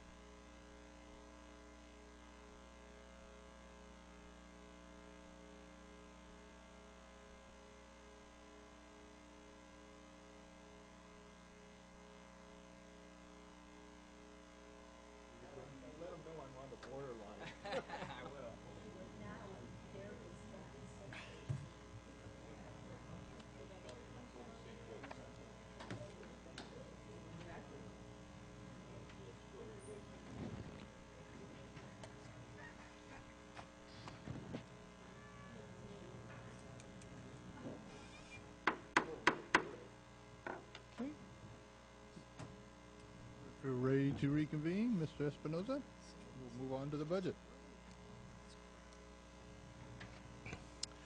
Thank you, Mr. Chair.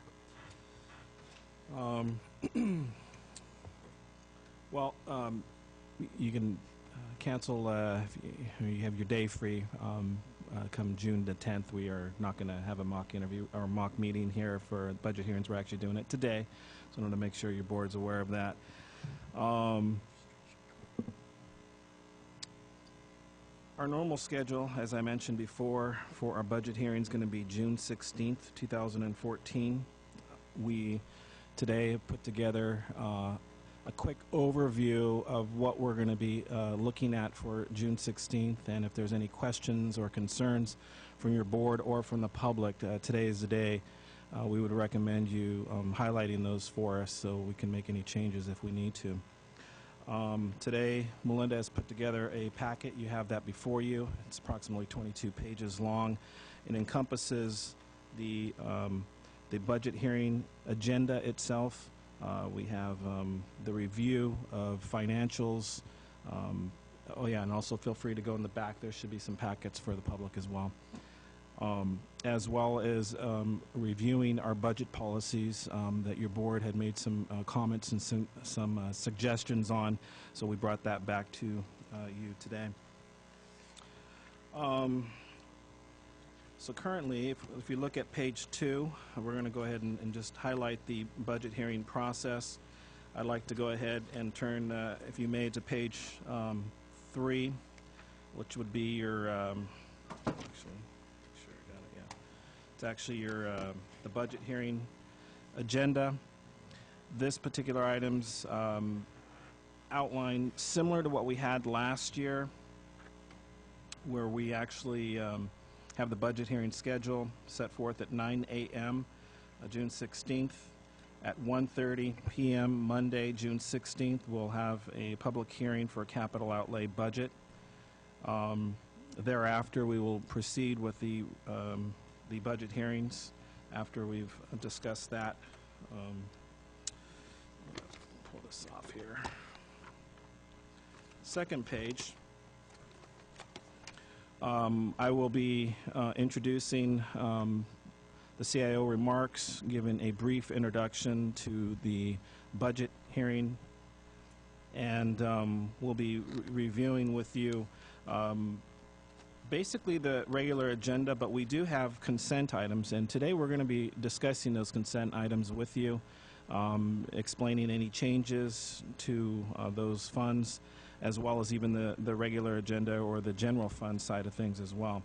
So today you have before you some notes within regards to each fund, highlighted in red, and what I'd like to share with you at the end is the second to last page, page 8 of 9, and that actually has the adoption of the recommended budget. So normally in the past we've just done a temporary due pass for all budget items, budget units, which we still will throughout the budget hearing, but at the very end we're going to be recommending the budget. So you'll have before you all the schedules, 15 of them, so that we may be able to proceed with the adoption of the budget. With that being said, I'd like to go ahead and have Melinda share with you some of the changes that we've made. And just keep in mind that within this agenda today, we're just going to go over these funds with you, with the changes, and then what we're going to do is then follow along, continue to follow along through the PowerPoint presentation, and we'll actually have the budget overview, a recap of the summary, the actual finances. One of the requests from your board at our last meeting was to share with you the positions that we're recommending, how they're being funded, and a quick overview of them. So we're going to share that with you after we discuss the actual budget agenda. So, Melinda? Okay. Good morning. I wanted to go over, and as Ray mentioned, in more detail some of the changes to various budget units this year. This is basically how the agenda is going to look. There may be some minor changes. We're we're still putting some final touches on the budget at this point. But this should be relatively what the budget agenda looks like, I'm sorry, in June.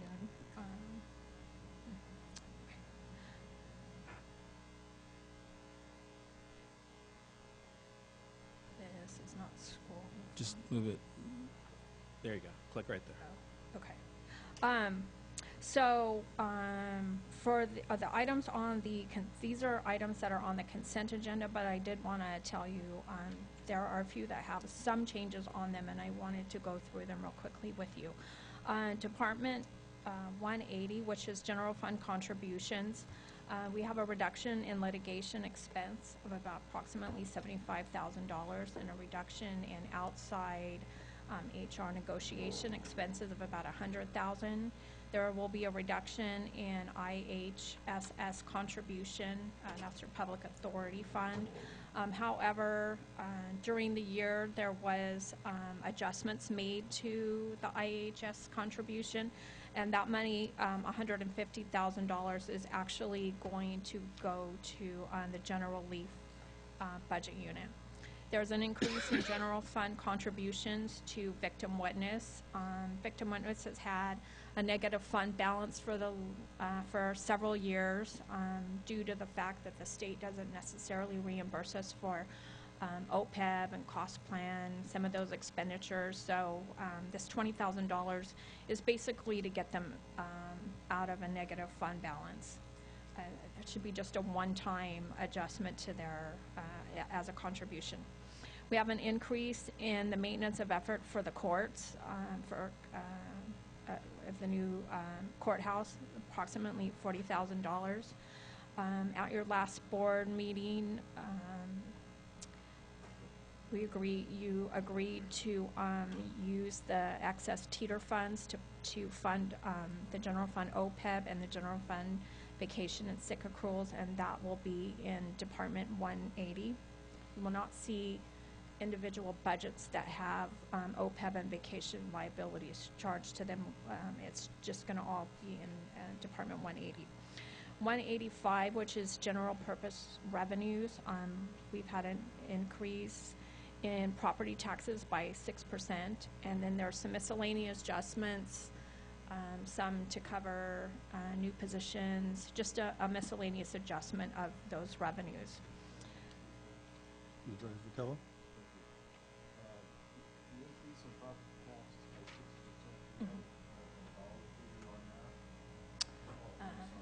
by 6%, On the increase on the property taxes by 6%, is there a dollar figure? I can get you that in just a few minutes. Okay.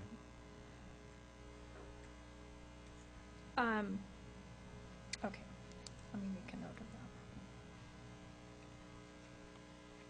I do have that, I just haven't pulled up the schedule yet. Grand jury will status quo. Communications, we've added a 0.50 position. There is temporary help currently in that department, and they will be leaving during this fiscal year. And so we added a half of a position, and we also feel that that could give some flexibility to the sheriff's office. UNET, drug abuse, Mr. Chair? grants, I'm sorry. Drug abuse. Thank you. Actually, hold on. I had a question. Maybe for Ray. Let's take let's see which one can we pick today. Let's take Joe Paul's budget, his department, and last year's salaries with the OPEB contributions was $1 million. Let's assume. Of that $1 million, $100,000 was OPEB. This year's, if his salary budget is still $1 million, it will show no difference in change, right? There will be no change, right? Right. However, but through the teeter fund, we're actually paying his department's contributions to the OPEB of $100,000. Correct. So we actually have his department at an increase of $100,000. Is that a fair assumption to say? And I haven't seen his budget items yet, but is that the method that you guys are using on the teeter funds for the OPEB, Ray? Yeah, in essence, what we're going to do is we're actually going to pay the OPEB cost. You got to consider as well with the general fund, we actually reduced our amount of ARC and the OPEB fees that we were going to pay last year, so that we're kind of doing a catch-up as well. One thing to consider is that we are actually, your board had passed an RFP out for an actuarial study. I think it was about 2 or 3 meetings ago. To actually review OPEB and review what our ARC's going to eventually be. So with the new concessions and the negotiations, our figures are actually going to change and most likely going to be reduced. So there's going to be some potential savings there as well. But because I remember a while back, we, the board, wanted a department to fully absorb the fully loaded cost under their salaries, and that included, you know, unemployment, workers' comp, insurance, and all this stuff, and OPEB. Now, I heard Melinda said that they will not be, that all the OPEB will be under this general fund contribution line item now. So we're moving all the departments' OPEB into this one. So, do you follow me what I'm saying? Right. Okay. So we are doing that this year because the board didn't approve the use of the teeter fund until last board meeting, and we had already put together pretty much the entire budget.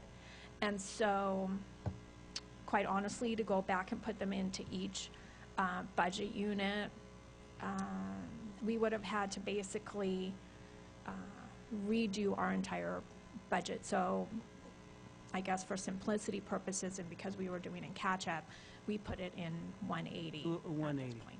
Right. The following year, though, we'll have it within each unit. Yeah.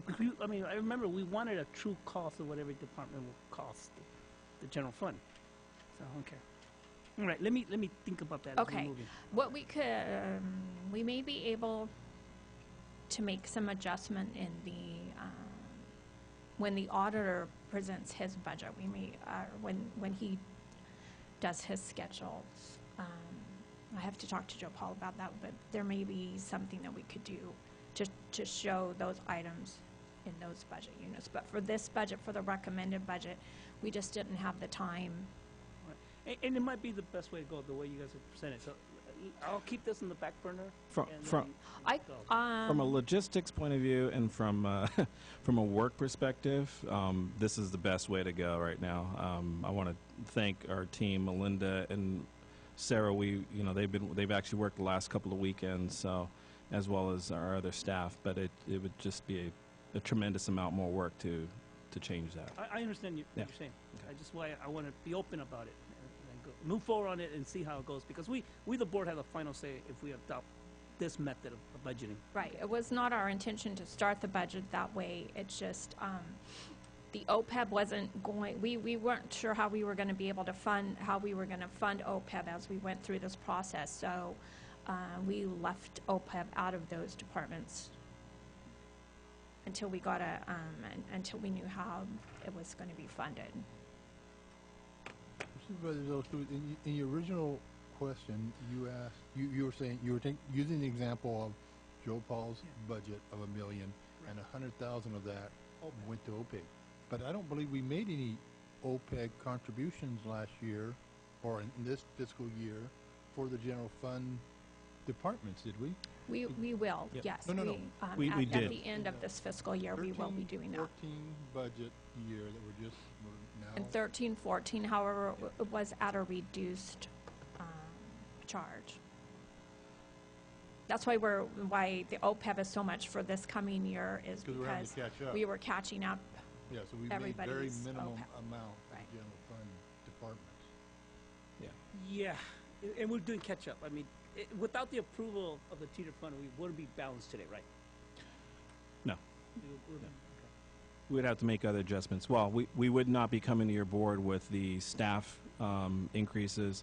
It'd probably be a status quo budget is what it would be again.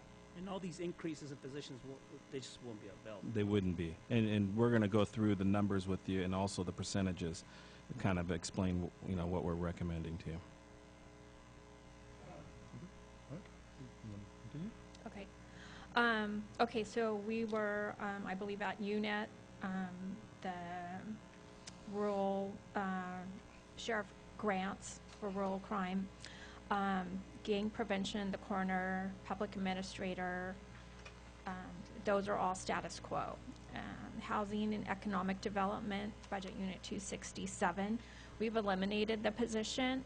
It's currently vacant. The funding source is no longer available, so the position would have been monitored for layoff notices. We're looking into the possibility of working in conjunction with the city for services. The remainder of the budget unit remains status quo. Abandoned vehicle budget unit 271 is currently at status quo. However, we are waiting to see the outcome of the ballot measure, which I believe is today, and how that may affect this program. So we may be coming back to your board to make adjustments to that department, but for now we've budgeted status quo. Budget unit 273, land developments, that's status quo also. Budget unit, Council of Governments, is status quo. There's some minor changes in staffing. The employees are considered county employees. However, this budget is just a reimbursement of payroll services. The budget 490, CMSP, is status quo. Budget unit 520, general relief, aid to indigents, as I referred to in item 1 under budget unit 180. There was a mid-year board approval adjustment to address the higher costs of associated with this budget this year, and so this budget reflects that. Again, we're giving this budget the $150,000 that would have normally gone, half of that would normally have gone to the public authority budget. First 5 is status quo. Veteran services will be status quo. The university, cooperative extension is status quo. Budget unit 801, which is a long-term debt repayment on the sheriff's building. We are proposing to only pay $125,000, including interest on that loan. The previous year's funding source is not available, and so this will just be adjustment in the payment schedule. Mr. Chair, isn't there a constant revenue that the county gets? We had a revenue source in previous years through the tobacco securitization funds. However, most of that funding is already committed, and so we don't have any additional funding coming in for that, so we don't have the funding source available this year to cover that payment. Public Works Maintenance and the CSA Internal Services Funds will be status quo. Victim Witness Assistance Program, again, as I said, under Budget Unit 180, we will be contributing $20,000. The general fund, we have scheduled to contribute $20,000 to address the negative fund balance. Child Support Services is basically status quo. There's a request for a broadband connection through the technology building. They are right across the street from there, and that funding will be through federal and state claiming process under the normal child support reimbursement of expenses. Behavioral health, which is mental health and substance abuse, those are status quo. The public health fund, we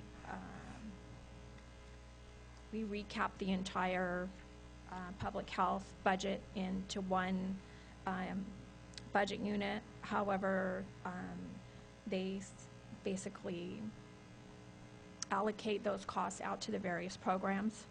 So that budget unit is basically status quo.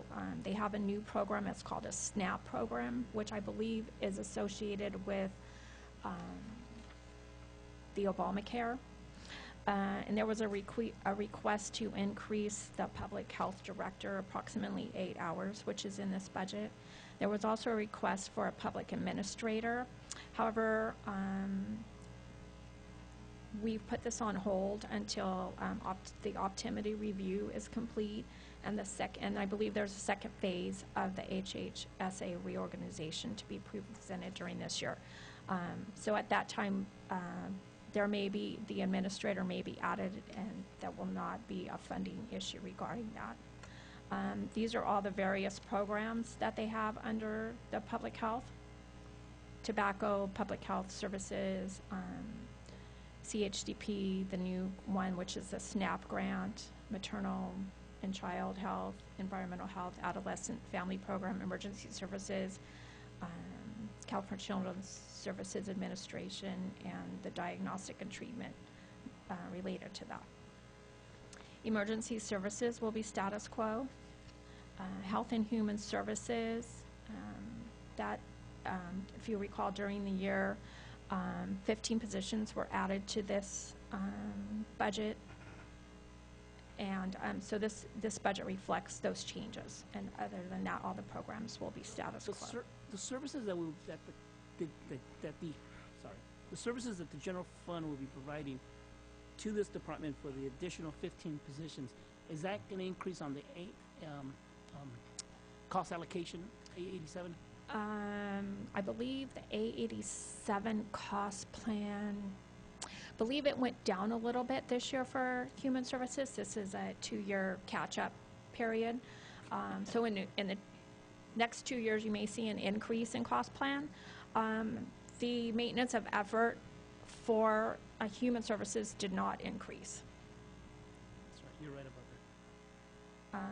Public authority, as I stated in budget 180 and also in the general leave budget, there's a reduction in the general fund contributions to this department, to this fund. Community services, workforce and development will be status quo. Migrant labor housing will be status quo. Fish and game will be status quo.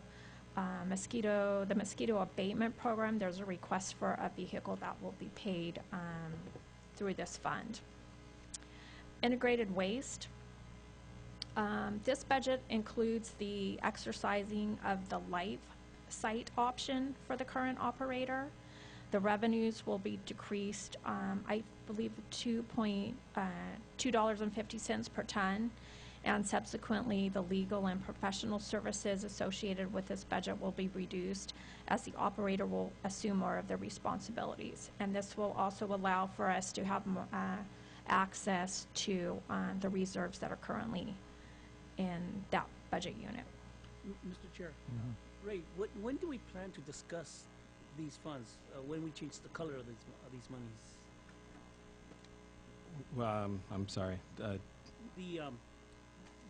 post accounts, once the vendor has taken full ownership of these sites, there will be money to the county, and the board of supervisors will need to make a decision how we allocate these monies. June 17th is the scheduled date. So I've asked Mandy Rose to actually give a presentation. It was actually the request of your board some time back to get a better understanding of what's happening with the funds, when's this actually going to take place. So that's the scheduled time. Probably the first thing in the morning is the date. Okay, I'll wait for that. Okay. There's something regional agency that's associated with the integrated waste fund, and that budget will be status quo. We will then move into public hearings. Okay. And then before we go into public hearing, let me ask the public if they have any questions or comments on stuff that we've gone through so far. So is there anybody from the public that would like to address the board on what we've covered so far?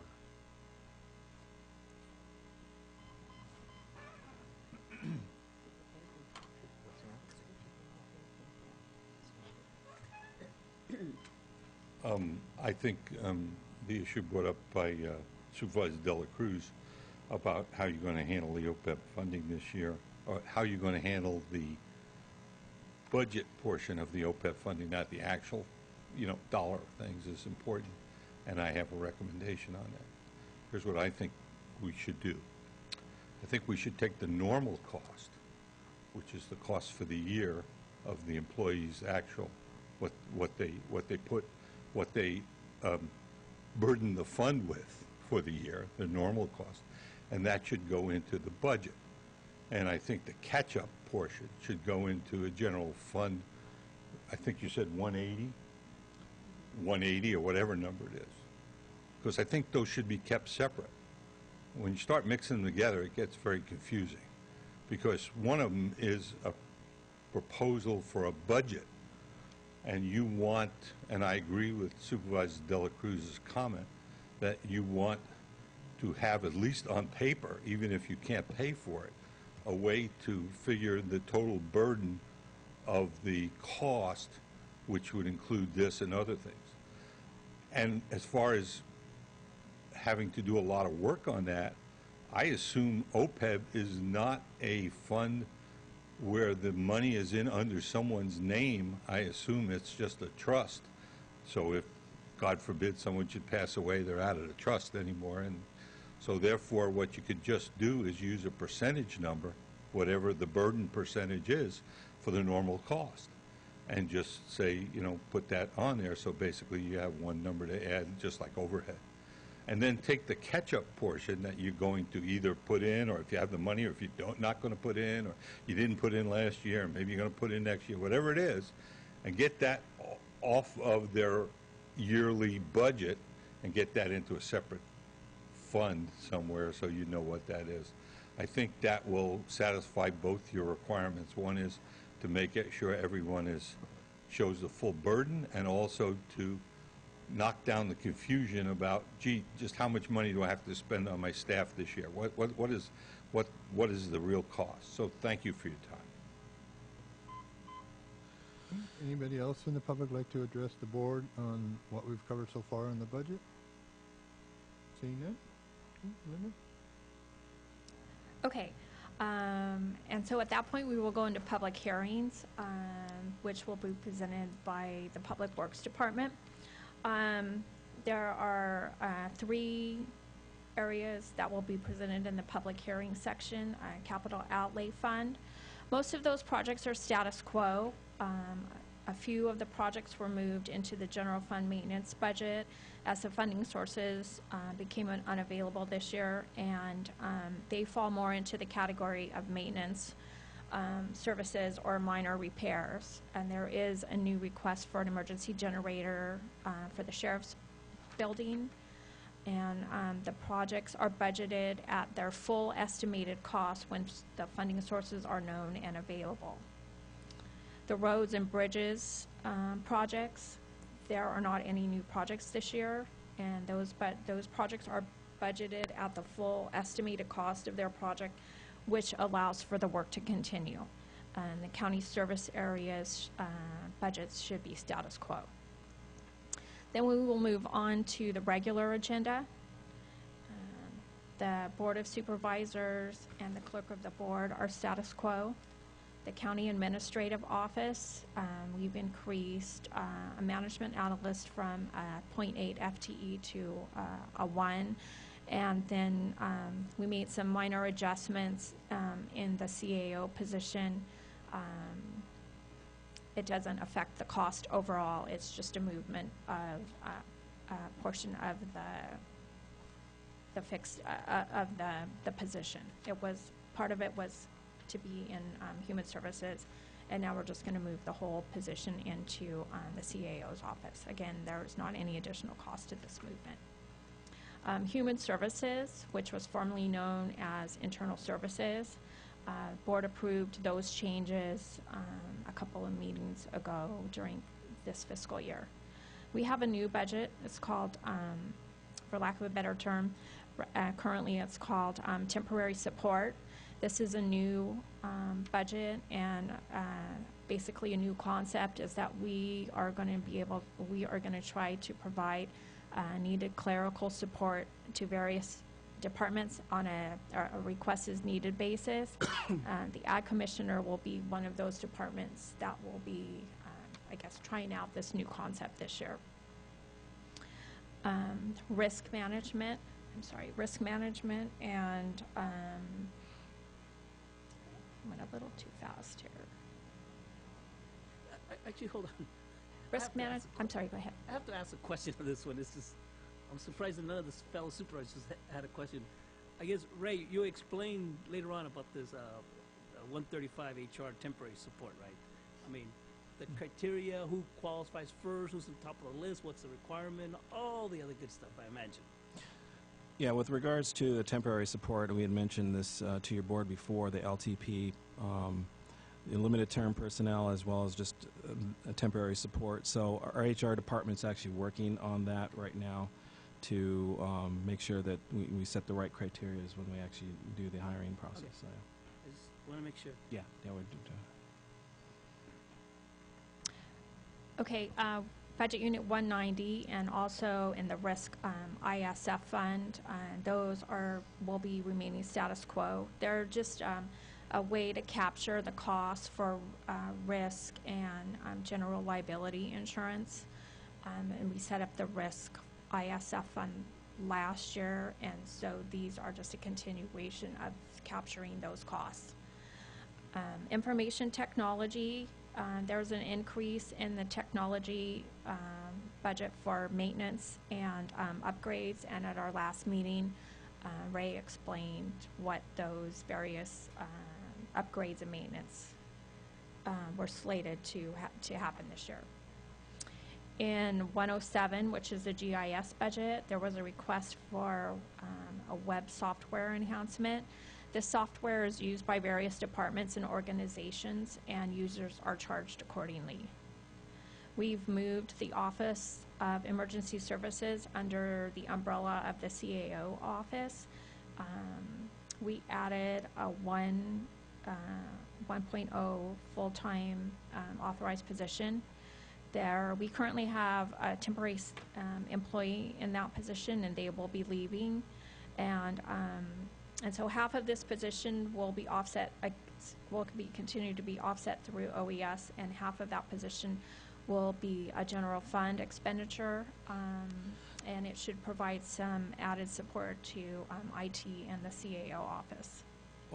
One thing I'd like to highlight, though, is a lot of the items here has really been from deferred maintenance. We have not been investing at all since we actually built. So from a technology perspective, we really haven't been investing in that as well as the GIS side. So, there's. Just want to make sure that the board's aware that we have to invest in this, or else we're going to be in some serious trouble in the next year or so. So that was it. Budget Unit 109, the County Counsel's Office, they are increasing a Deputy County Counsel from a 0.8 to a 1 position at the request of Health and Human Services, and Health and Human Services actually pays for this position. Budget Unit 112, the Treasurer, and Budget Unit 116, the Tax Collector, those remain status quo. Budget Unit 114, which is the Assessor, we are increasing those positions by 1.8 FTEs to accommodate for the increased workload and the reduction of the backlog. This department is seeing an opportunity to address the movement in the housing market. The assessor will be requesting approval from your board to pursue the application process to be considered in the inclusion of the governor's new program, which allows funding for 9 counties. And should the county be successful in receiving those funds, the county's match requirement for this will be the addition of 2 limited term positions for the duration of the program, and that is anticipated to be a 3-year project. So if he is successful, if the board allows him to apply for this program and the county is successful, we will be coming back to your board to make a budget adjustment for this project. Do you know how much It money? will also, I'm sorry, go ahead. Do you know how much money, how many positions he's looking at through this? He currently, that he asked for? Well, through the governor's office. They, it's based upon county. I believe there's 9 counties that would be in this pilot program. Some are large, some are medium, and some are small counties. And you have to apply for this funding based upon your needs. And so he would like to apply for for this program. There is a match requirement that he feels is associated with this program, and so if he's successful in gaining those funds from the governor's budget, then our match would be to allow him to have 2 limited term positions. So you're talking about maybe $100,000, somewhere around there? I don't think he's here. I think he was thinking it was around $300,000. For 2? No, that he would receive from the state. He would receive that money. The limited term positions would be, they would be, I believe, under $150,000, maybe around $100,000. And that would be our match towards this, So there'll be our contribution towards it. new funds that we have to provide out of general fund on top of the 1.8. Right, but we would also be receiving revenue from the governor's budget, plus it would be an increase to the property taxes. Okay, we like to see all that stuff when he makes that presentation. Okay. Mr. Chair, may I ask a question? This was discussed at the CSAC meeting, so it sounded really, I was excited about it because I know this would be very beneficial to our county, but it didn't really give us any timeline on when this could happen. So have you heard any dates I as believe yet? that, the assessor's not here, but I believe the application process is in September. Or the application, you may start the application and then receive word in September. I'm not quite sure on the timing of it, but it would be, I believe everything would be in place by October. Okay, so it'll go into half of our, or 3/4 of our fiscal year that we could benefit from this. Right. But we need to be prepared if we do want to get those funds. You know, we really need to budget for the 2 positions. That's Are we going to consider that, or just wait till the last minute and say, hey, we got the money, maybe? Do we have enough to cover this?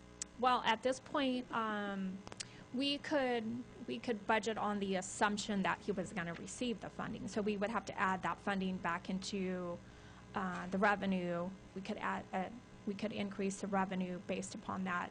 Okay, so at proposed. the time, we will say, all right, we're going to get this much more revenue by these positions, so that will be offset. So that will offset the... Right. So I believe when we come back to your board, there won't be any, it'll equal, the revenues and expenditures should It will be equate. a zero net cost to the Yeah, county. there won't be any, Because that's what anything I more that we would assumed. have to come out of our pocket. There Okay. won't be, we're budgeting the amount that he needs, so whether he gets approved or not, we're still going to request a couple of employees, limited term personnel, with those funds.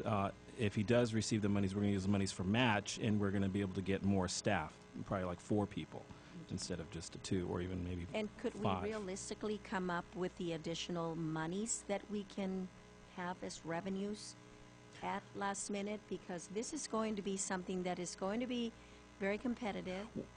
Yeah. And we need to be One of the ready. with regards to the revenues and the work that's being done in that office, one of the things Tom had mentioned to me was that we really don't see the actual revenues till a year later. So the work that they're going to be doing, the actual revenues themselves, we won't see them till a year later. That's why it's so important that we do what we can to bring some staff on board for him now, because if we don't do that, the rolls are going to still be at 6, but he's looking at a possible 9% that we could actually achieve. So hopefully that answers your question. But It does. yeah. I just want to make sure that we're prepared to meet that last-minute challenge, because once that money is approved, Yeah. We're We need to be planning on for the- it. We talked about this, and we've talked to Tom about that. So Okay, good. we're ready for that. All right, thank you. Thank you, Mr. Chair. Well, I guess, Mr. Chair, the 1.8, I understand that, right, that by providing the 1.8 additional labor, it's going to allow him to accumulate these new revenues coming in, right, and also offset that, a 0 budget, right? That's correct. Okay, now, the other part of the issue where I'm confused at is that the governor's office is offering $300,000 or a 3-year program, the way I read this, and then we have to match it, right? We have to match We have to basically put in a contribution towards two it. LTs.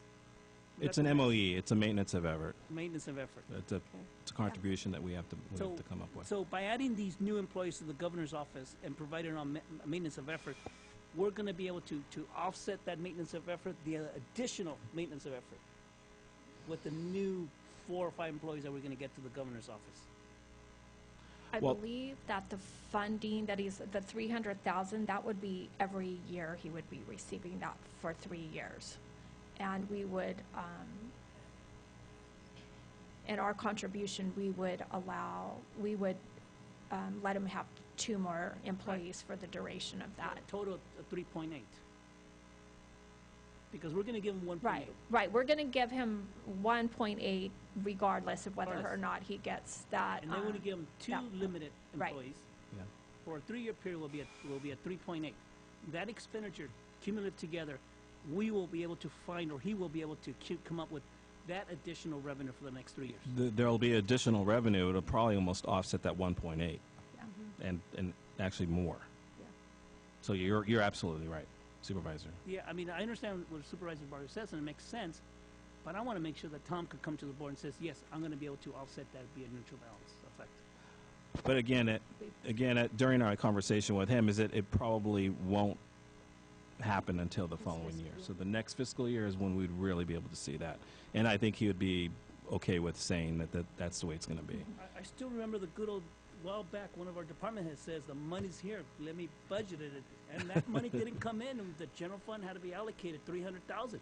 I'm not going to mention which department it was, but I learned my lesson from that department head. Part of the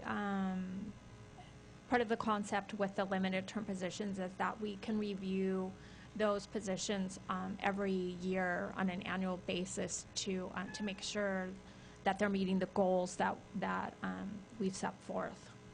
And one of the criteria that we have that we would like to have within our HR department with regards to the limited term personnel is to make sure that we come back to your board with a report that says, okay, this individual, we are receiving more revenue, and actually have it clearly defined.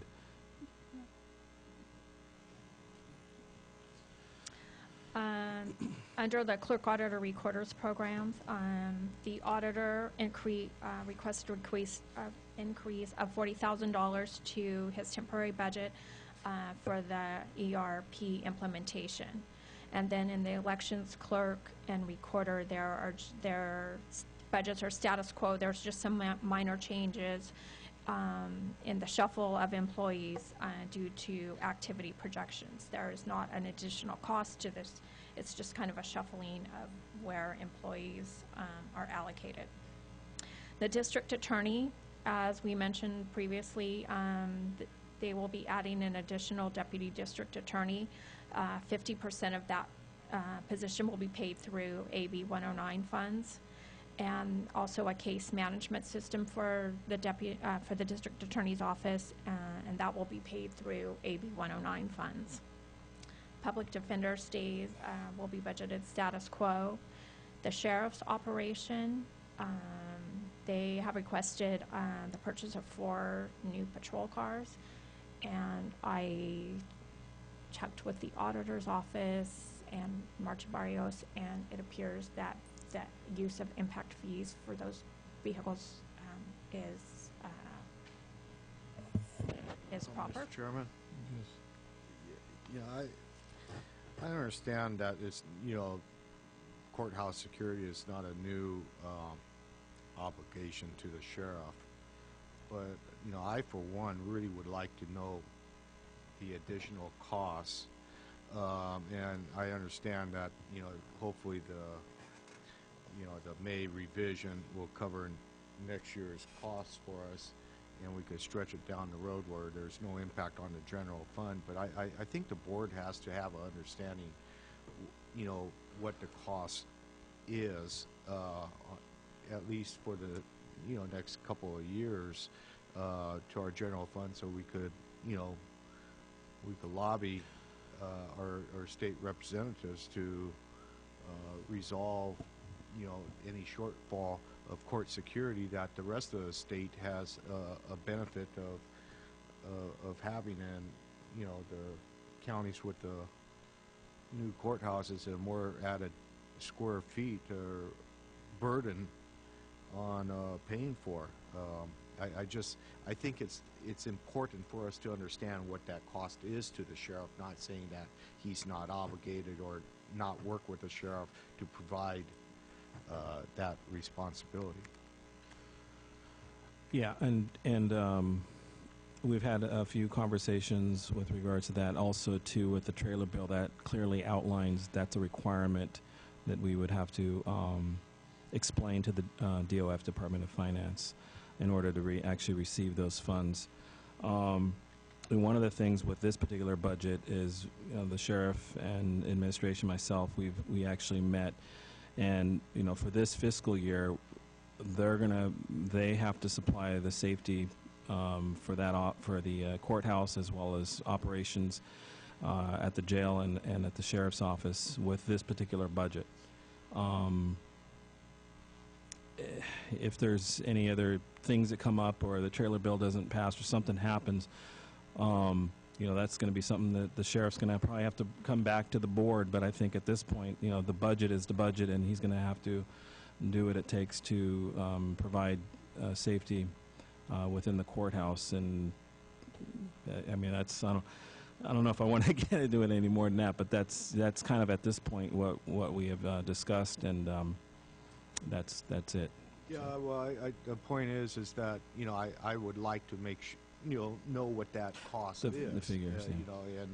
And he's got his budget, and well, it's fair enough. Again, the additional costs are going to be the 6 personnel that the sheriff recommends for the sergeant, a few part-time people, and a few other individuals. So we can definitely come back to your board with that. I think there was a discussion sometime back what those costs were, but they kind of overlay between 2 fiscal years. So I think what we'll do is wrap it up for 1 fiscal year, make it very clear, and then we'll come back to you, and maybe we can bring that board back to your board on June 16th when we're actually talking about this particular item.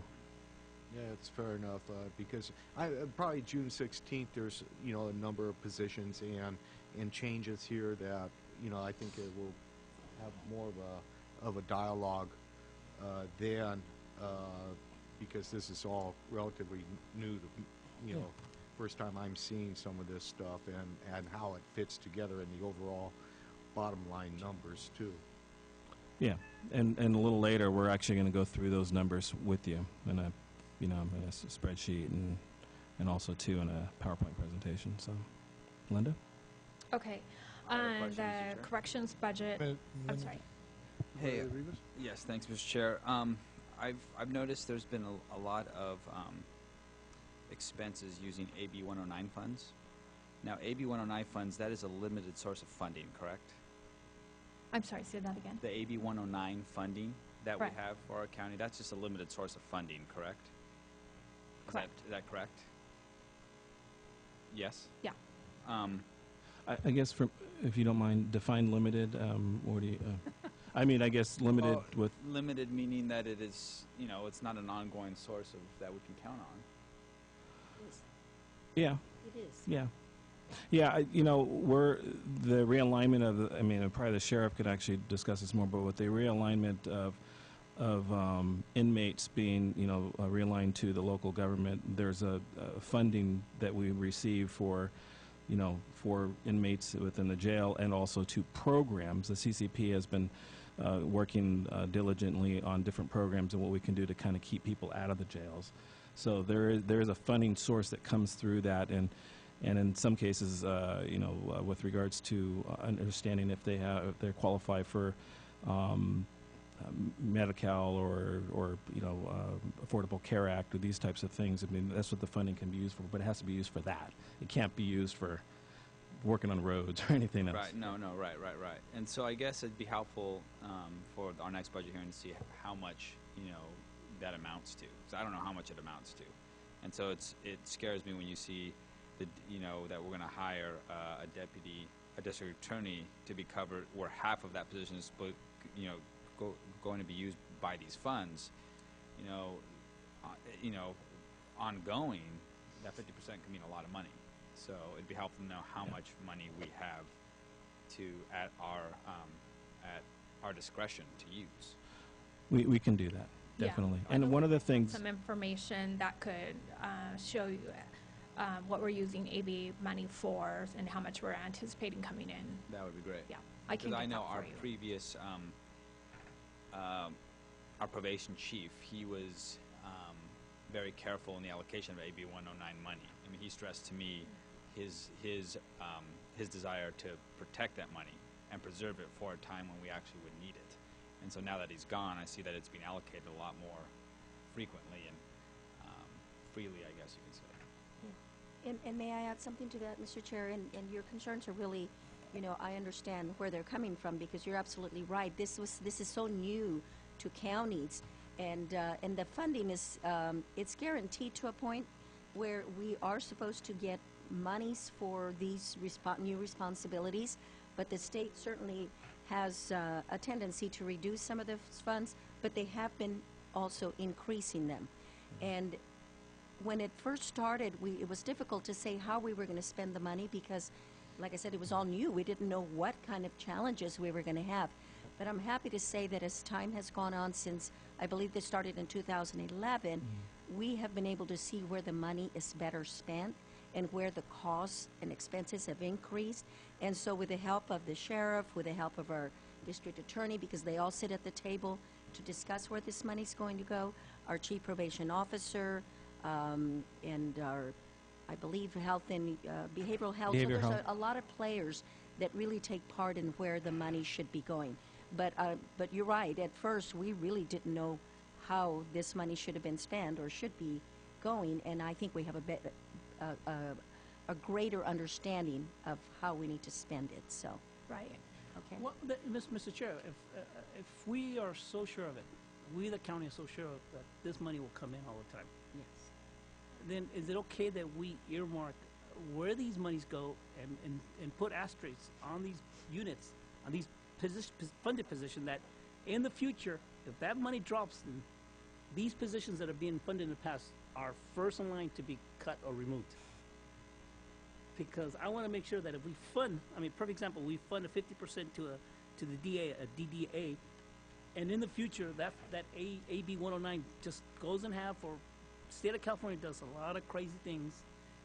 If they in the future cut 50%, then that position is fair game, not to be backfilled by general fund allocation.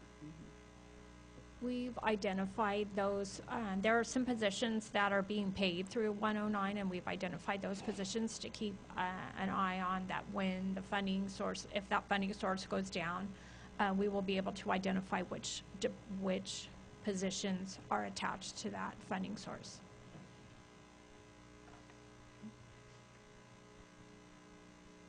Which, as you were speaking of, AB 109, and in the probation department, they requested to add 4 new positions, with most of this coming from the AB 109 funding source. So we know for sure that those, should there be a decrease in the AB 109 funding, most of those positions are in probation. So they're adding 4 new positions with funding sources attached to AB 109. The committee, I don't recall the name of that committee, but the committee that Supervisor Barrios was speaking about has determined that that was a good use of those funds this year. And they can only be used for certain things, so we couldn't give them to the road department. So anyways, most of that's coming out of the probation department.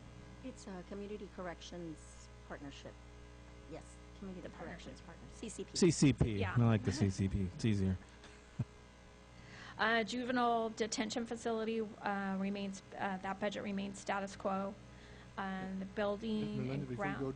before you go to buildings and ground maintenance, let's have another break and see if anybody from the public would like to comment on what we've covered.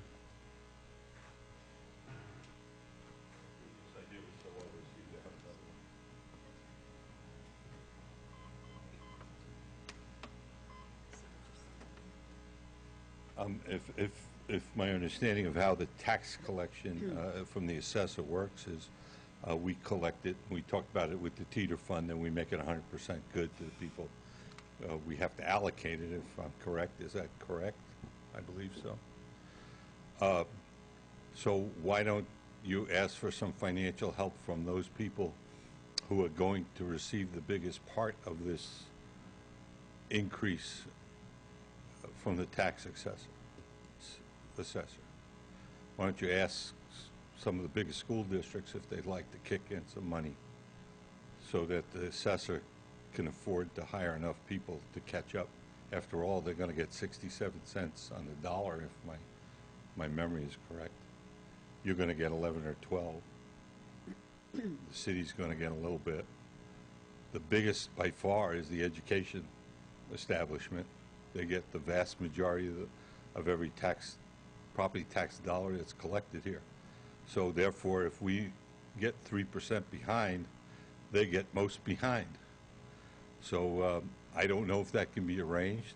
I have no idea. I don't know if the superintendent of schools has any funds they could use for that to help perhaps hire one of your limited, offset the cost of one of your limited employees or something. But rather than sit here and say, well, you know, we could be collecting 9% more taxes in total instead of 6% more, but we just don't have the money to hire the people to collect the taxes. One of the reasons you can't offset that is you're trying to offset that out of the 11% that you collect. You're not trying to offset that out of a buck. If you were, you could cover it easily. And I know that some of the little districts that only get a few pennies on the dollar are not going to kick in because they're going to say it's not worth our while. But you might ask maybe the superintendent. It's got money in the education budget. They're doing a little better this year that they can use for that kind of thing and can help you out. Thank you for your time. Excuse me. Anyone else in the public like to address the board at this time? Seeing none, okay. Now we're ready to go on to buildings and grounds maintenance. Okay. Budget Unit 160, the Building and Grounds Maintenance Department. Again, we've moved a couple of items off of the CIP and moved them into the Grounds and Building Maintenance Department. They are basically more of a maintenance and small improvements type projects. And we also believe that that there is going to be some additional funding from Trindle to offset some of these costs. The utilities budget has been eliminated this year. It was determined that it was more appropriate to put that under buildings and ground maintenance, and so we added that back into that budget. Public Works and Engineering Department 256 we budgeted for 2 limited term positions to assist in the additional workload due to pending developments. Veterans Memorial Park and Recreation and Parks. In combination, those 2 departments requested a replacement of a truck to be used for the parks maintenance purposes. The cost of repairing the current vehicle has basically become cost prohibited. So we feel it's cheaper to go ahead and just replace that vehicle rather than to keep trying to maintain it. The Ag Commissioner's Office, there's funding for a new truck, and because they're also stationed, the Ag Extension and Agricultural Commissioner are stationed in the same area now. They're working on sharing some vehicles, and they will also be receiving part of the benefits of the temporary clerical support program. Planning and Building, Department number 265, again, we've added 2 limited term positions to that department, again, to assist with the pending developments that are occurring. Animal Control, status quo. County Fire, there was an increase due to the CPI index and some funding for station number 3, which is approximately $30,000. Budget Unit 540, the contribution to community-based organizations. Per the board's policy of setting aside 6% of projected sales taxes, There was an increase to this budget by about $20,000, and so we will spread that accordingly, allocate that accordingly to the department, to their request.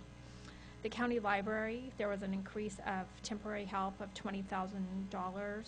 There was a project that started in this fiscal year. I believe it's a literacy project. The funding came in this year also, and so this is just to finish out that project. In appropriations for contingencies, we've set aside $550,000 in the general fund for contingencies. After the board's final budget deliberations, we will then present, there's a new item this year that we will actually adopt the recommended budget, and we will provide a resolution and all the schedules required as backup to that resolution, and we will adopt the budget at the end of the budget hearings.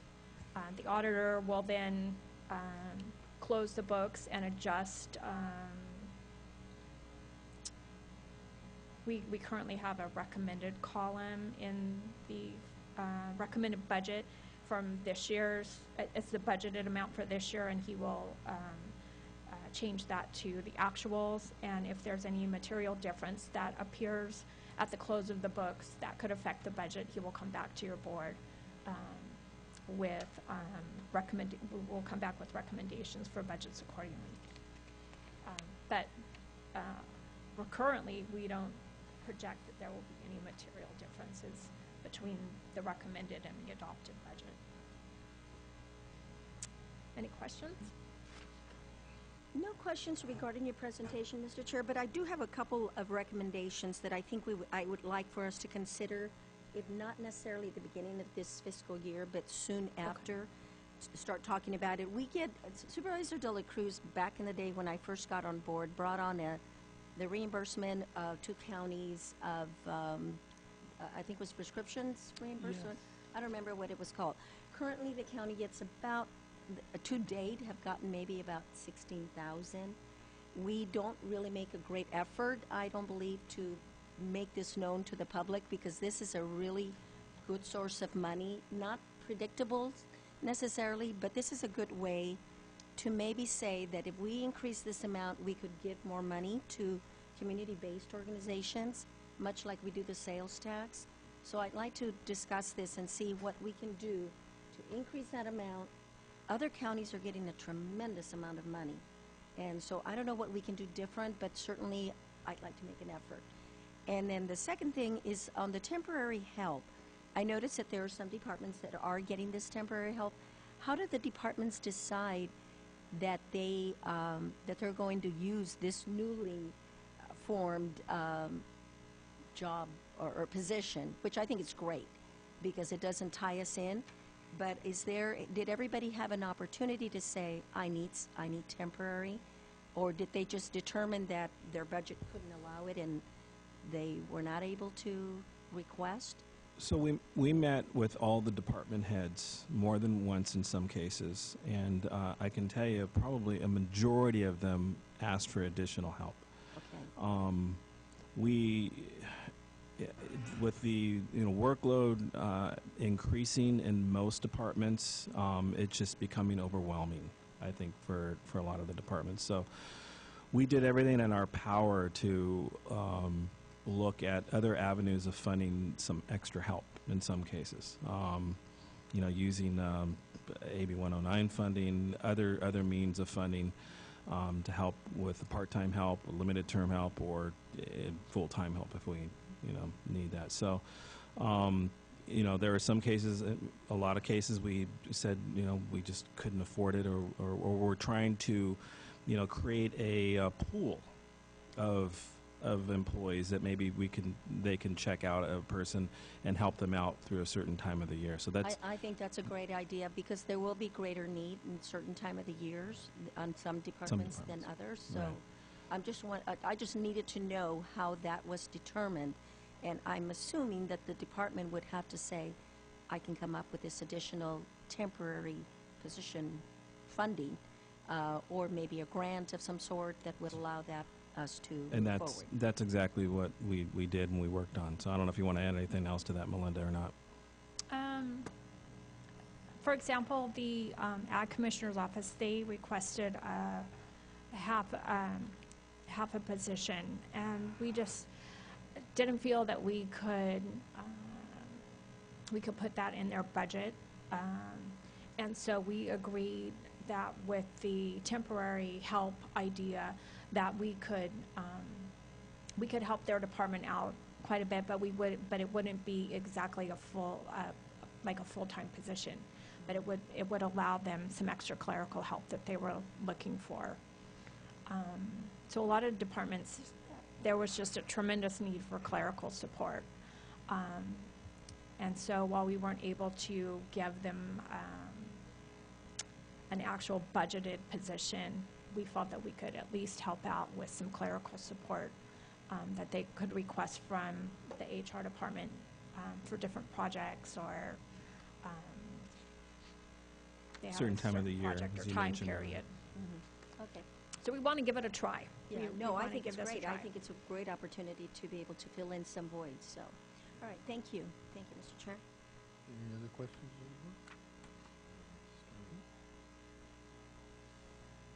Oh, and is due past D, is due spelled D-O or D-U-E? I see it both ways on this report. I try to look it up to see which was correct. I have no DUE, idea. it should be DUE. It should be D-U-E, right? Yeah. Okay. For what? For temporary due pass, it's D-U-E. But I believe it's spelled differently throughout the Oh, report. it's on yours? Yeah, it's all over, but it's D-U-E. This R says it's E. At the end, but at the beginning it says D-O. Oh, okay. Okay? Well, we'll make sure we correct that. Melinda, you want to continue? Okay, keep going? Yes, please. Okay, so let me go back to the presentation.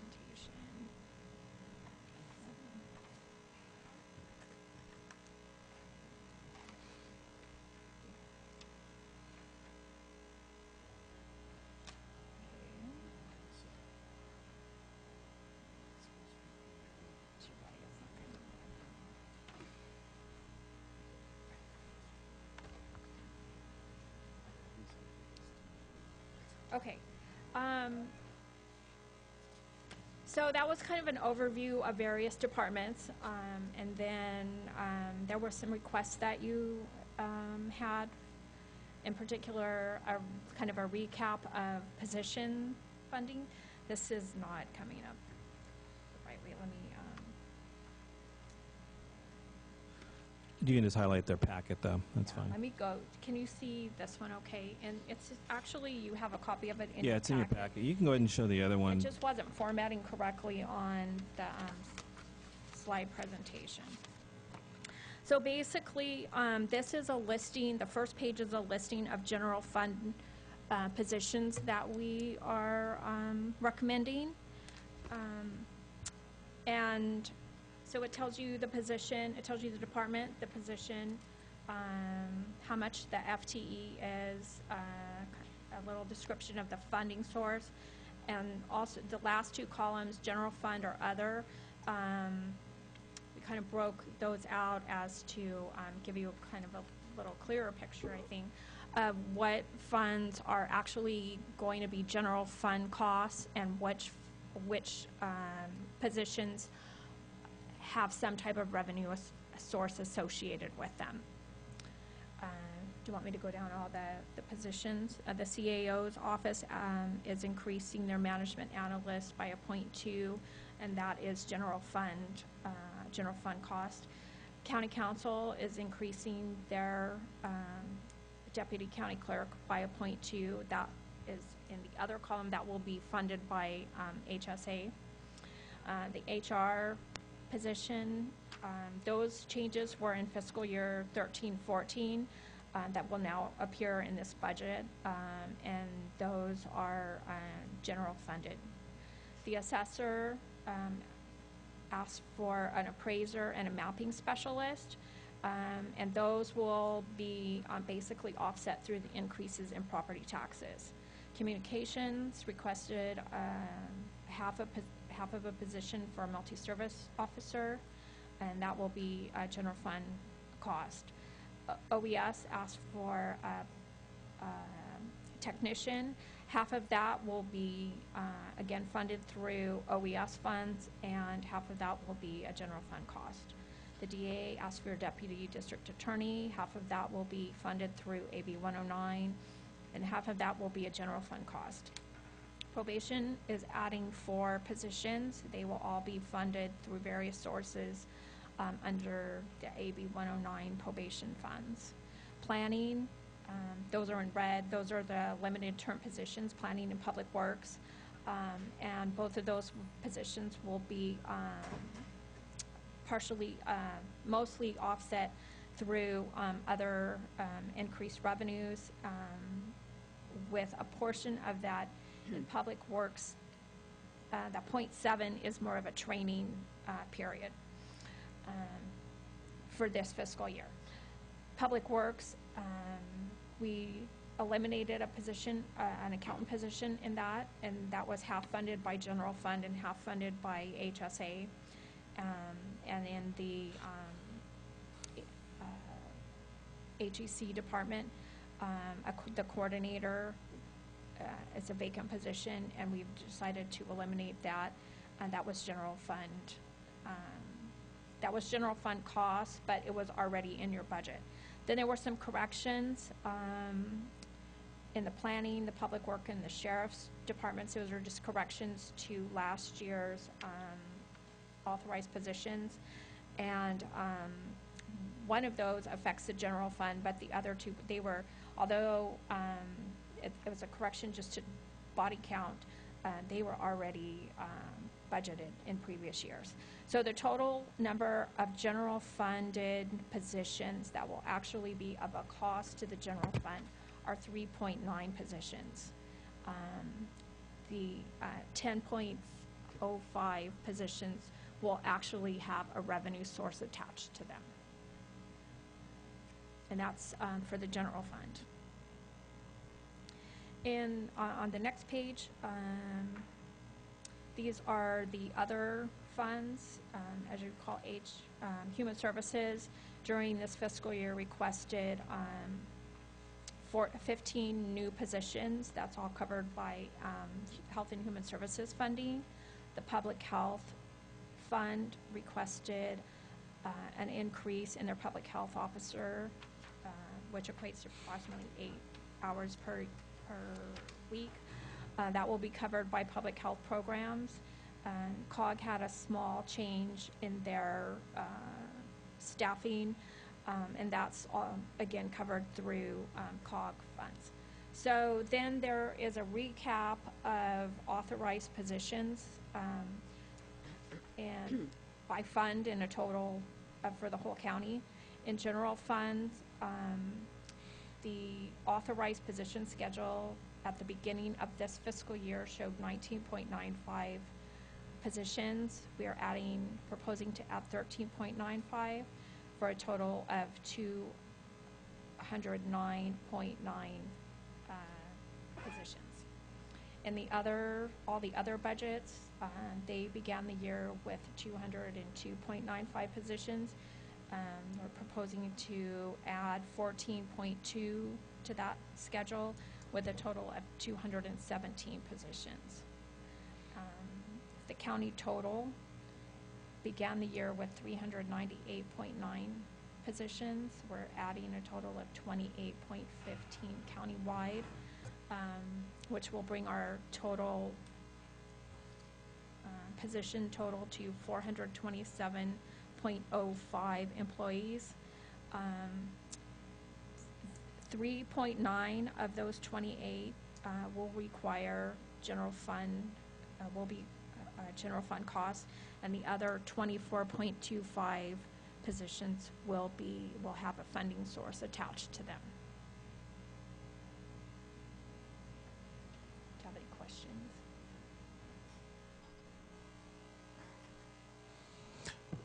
Continue. That's fine. Okay. I don't think there's any questions. All right.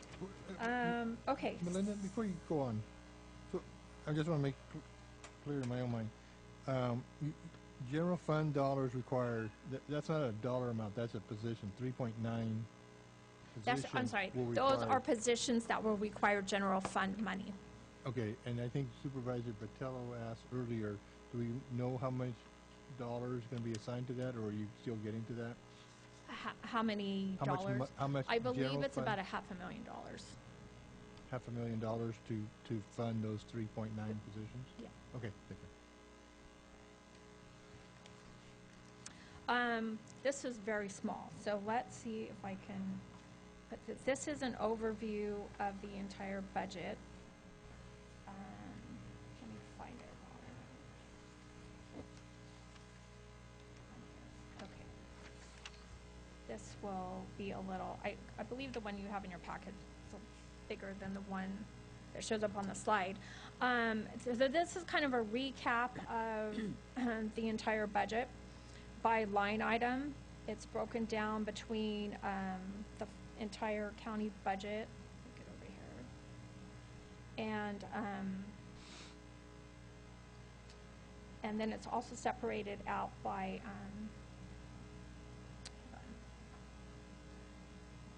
from general fund cost to, here we go. No. Sorry.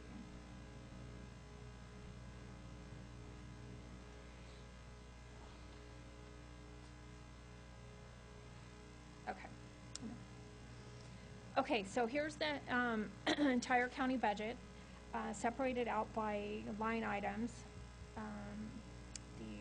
This is kind of throwing me off here. For example, go down, if we look at the total of the county budget for service, for salaries and benefits, the total county budget is $42 million. However, which represents 53% of the entire budget, $20 million of that comes from general fund, approximately 60% of salaries, and $21 million is coming from all the other funds, approximately 49% of the budget. If you go down services and supplies,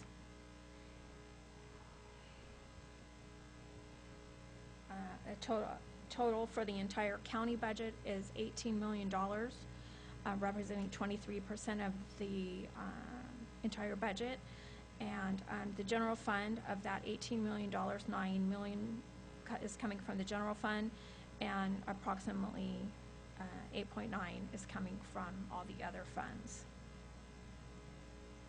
We have other charges, $14 million for the entire county.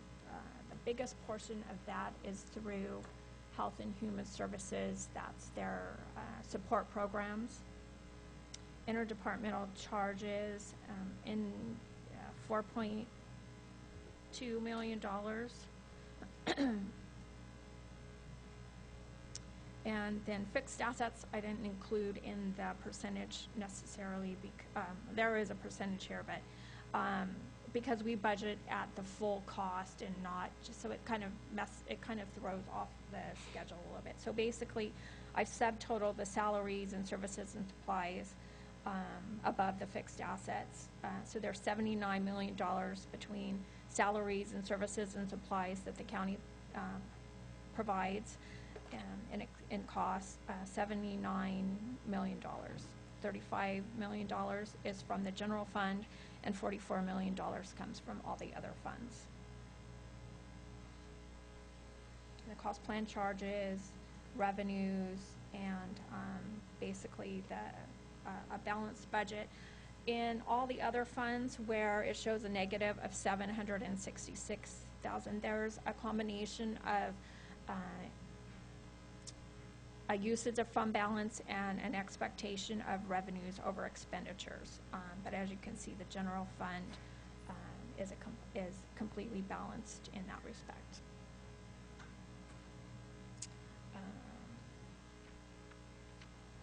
Let me show you. So that slide that the information that you just saw, this is a picture of it.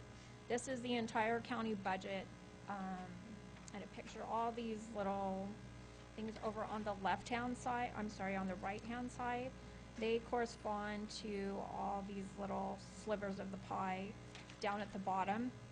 There just wasn't room to mark all of them, so we moved them over to the side. But basically, as you could see, salaries and benefits represent 53% of our entire budget. Care and support is 18%. Most of that is human services programs, special departmental expenses, and professional services. So this is what our entire county budget looks like in a picture. Payroll costs, this is what the general funds, how the general funds portion of all the salaries and benefits looks like. I did add OPEB into this equation here. This is what all the other funds, salary and benefits, pieces of the pie looks like, and the entire county salary and benefits costs, including OPEB. So the general fund, this is what our revenues look like. As you can see, most of our revenues comes from property taxes, with some other supplemental revenue from other governmental units, charges for services, and inter-county funding. All the other funds, their revenues, most of their revenues comes from aid from other governmental agencies. On page 15, this is the county revenues picture altogether. We did not include roads and CIP projects in here because while we budget at the full amount, there's in all likelihood we will not be expending those full amounts. So as you can see, the county as a whole, most of its revenue comes from other governmental agencies. Moving on to expenditures, which is slide 17 in your packet. The general fund, this is a recap of how we, of the expenditures in the general fund. Most of it is in public protection. I actually have a slide that breaks down that public protection in just shortly, and in general government. Whereas all the other funds, most of their expenditures are in health and sanitation and public assistance. And this is the county overall expenditures by function. As you can see, most of our expenditures are in public protection and public assistance. As I mentioned earlier, public protection in the general fund was such a large item that I thought maybe we could take a look at the types of public protection, how that public protection breaks down. And as you can see, most of our expenditures in public protection in the general fund are spent through probation, the sheriff's department, I'm sorry, probation and the jail. The other at the very end there, that's basically the planning department has a large, the planning department is in that graph. And finally, you asked us to bring back the budget policies at our last meeting. You have a copy of those in your packet. Did you want me to go over all the... Mr. Chair, I got a quick question before we go into policies. Melinda, in the long spreadsheet that you have, the total budgeted and the general fund and another, okay. I saw down there, and one of the items, I saw $200 and something thousand for cars. Is that the Sheriff Thompson's request to purchase 4 vehicles? No, so $140,000 of that is for the Sheriff's Department. There is a vehicle in probation underneath the general fund, or everybody no, together? No, the general fund. $223,000. Let me go back to it. It says vehicles. So I know, so the vehicles that were asked for this year,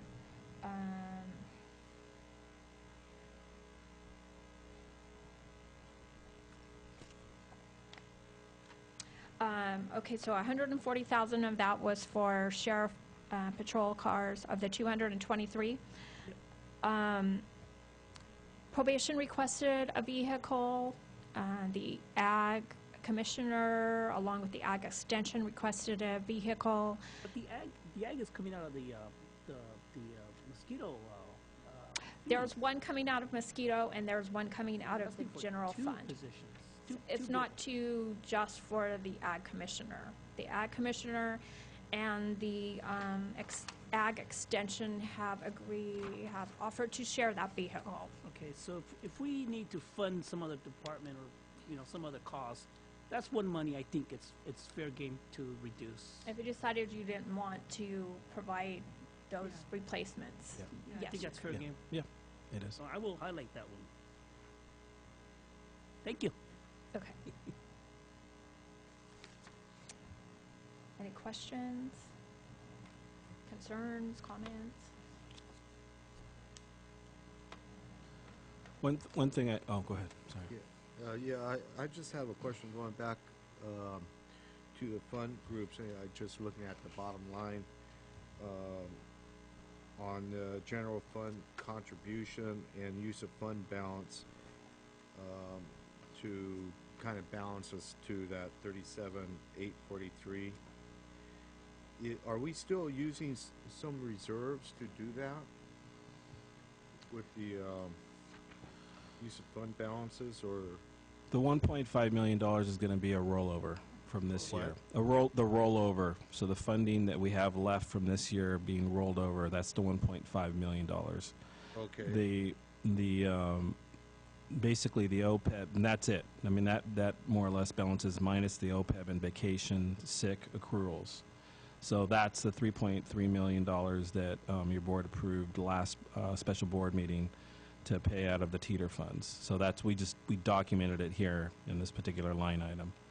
So one of the things I was going to add to that was, for next year and looking at revenues, there's a couple things. One is the increase in tax roll, as we mentioned before, that we're going to be anticipating with the additional staffing. And there's some figures that we have, potential figures, $300,000 to $500,000 increase. But again, we have to keep monitoring that and seeing where we're at and working with Tom on that. The other thing is reduction in OPEB and ARC payments through our actuarial study. So that's the other thing that we're going to try to reduce this next year, especially with the labor relations and negotiations that we've had. We're now actually going out for the actuarial study to look at the potential savings there. So that's another, that could be $200,000 to $500,000 savings there. And then we have obviously the developments that are coming through right now, and that's going to also be able to assist us. And one other thing that I've been working with Joe Paul on is actually paying our obligations, our unfunded liability up front instead of at the end of the year, OPEB. So there's an actual savings of about $200,000, maybe a little bit more than that if we pay that up front. So those are things that we're looking at this next year for savings. And then also, too, just monitoring the budget. We definitely want to try to lower the OPEB cost and the ARC as much as possible. So. Yeah, and that's what I really want to understand going into the budget. I know Supervisor De La Cruz talked pretty extensively about the OPEB and understanding if we're covering our costs as we occur them, plus what we're going to take from the teeter fund and pay down on past obligations. That's what's happening. We're not taking that teeter fund and paying for present obligations. It's a one-time. Well, it's a one-time obligation that we didn't actually address in the last couple years. Actually, we are paying this year's OPEB as well with that. So it's I think 3 years bringing us back up to date with the teeter. That's the only one of the things that kind of concerns me with this budget. We're adding just very subtle positions here and there, probably adding to the, you know, the cost of the OPEB overall. But, you know, we still need to get caught up from where we were before. Right. And that's what we, you know, have to really focus in on. Yeah, and the other thing is, too, you also got to consider with the addition of new employees that the game also changes. The OPEB, there are different, you know, PIMFCA minimums, and there's a different cost associated with that. So we're actually going to be reducing the cost dramatically when it comes to that. So just want to make sure you're aware of that. So even in the past, it's been a burden, and we hire somebody, and it becomes very expensive. And with new employees, that's actually not going to be the case. As much, at least. Thank you, Mr. Chairman. I'm sorry. Right. Yeah. Yeah. We have a CAFR report, right? That's still going to come in. That's not going to be consistent with our numbers we approve on June 16th, or right when it comes out. Yeah, no, the CAFR will be tied, and that's normally due, I think it was March, I think it's March So 31st March of next year? of 2015 is when we actually turn that in. So every year we've been turning it in on that date. So that's when the CAFR is actually due. Yeah, this year's CAFR is done already, right? This year's CAFR is done for So the last money year, that for we last use, year. the money that we're using for this for 14-15, we have those dollars, right? We know that per CAFR report. That's correct. That's what the budget's built on, working with our assessor's office and working with the different offices on projections, looking at the state budget as well. It's very important. So all of those figures are calculated in this particular budget. I don't know if you want to add anything else to that, Melinda. I was just going to say to Supervisor Botello, the increase in property taxes this year was $500,000. Oh, okay. All right.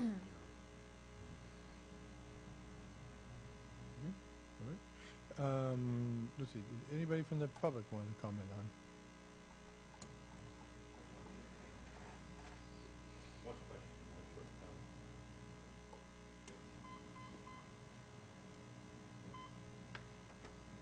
There's so many members of the public here. The pie chart that was up, directed toward the expert, showed, since you brought it up, the OPEB at something, I don't know, 9% or something like that. I don't remember the exact number. Whatever number was on the pie chart for the OPEB, I can't remember the number, 9%. Is that the normal cost? I mean, what does that 9% represent? Is that the normal cost? It also includes the catch-up. Oh, it also includes the catch-up. Okay. And just reinforce my point, that's why you need to separate that out, because you need to keep track of where your normal costs are so you know what you're covering for this year, rather than just have it lumped together. I really think that's important, since we're catching up so many times. So, and let me compliment you for the dent you've made in that fund over the last several years. We'd gone a lot of years with it moving nothing at all, and I don't know the exact number you're at now, but at least it's something, 27% or 34, whatever it is. I don't remember the number, but it is a significant number compared to where it was. And so you've made a good dent, and I think you should stay on that track, because I believe that the city is seeing the benefits of knocking down these long-term obligations that have enormous theoretical returns attached to them, and those theoretical returns are not seen often. The other thing I wanted to jump on the bandwagon with Supervisor Rivas and extend his concern on the AB 109 money to other funds, like the upcoming landfill funds, which will solve all our problems for 1 year, and then it'll all be gone forever. And AB 109 will solve all our problems until the state runs out of money or decides it doesn't want to do it anymore. And any other one-time funds, you see exactly what happened You saw a perfect example here. We borrowed the money from the landfill fund for the sheriff's building, and we're going to pay it back with tobacco funds, and tobacco funds all gone. Of course, none of, or very little, if any, of the tobacco funds actually went to help the smokers, and this is not personal with me, I don't smoke, but, you know, we went out and cried and cried and cried that the smokers were going to need health care. Oh, boy, smokers are going to need health care. You better give us the money. And they gave us the money, and we used it throughout government, not just you, for everything but health care. Thank you for your time. Anybody else from the public like to address the board this time? None? Mr. Oh, okay, I'm sorry. Did you want to cover budget policies real quick, or might be a good idea? But I do want to have a closing statement, if you don't mind, when we're done.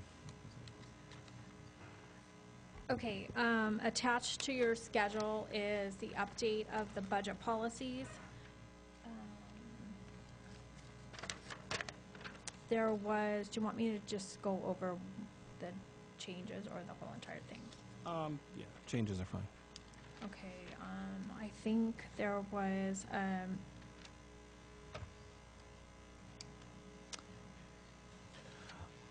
I'll cover those. So we have item number 3. The goal of the county is to maintain a general prudent cash reserve at the recommended minimum of 15%. We kind of reworded that per Supervisor Barrios' suggestion, as well as the retaining of contingency. They were actually both together. Those two items were together in our last report. We actually separated those two.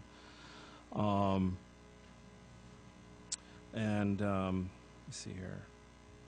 We have on the very bottom of the page, adopt a rainy day fund with one-time funding opportunities as opportunities present themselves.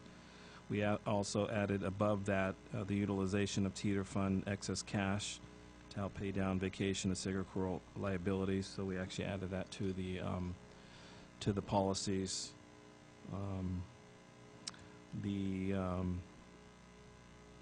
Let's see, what other one did we add?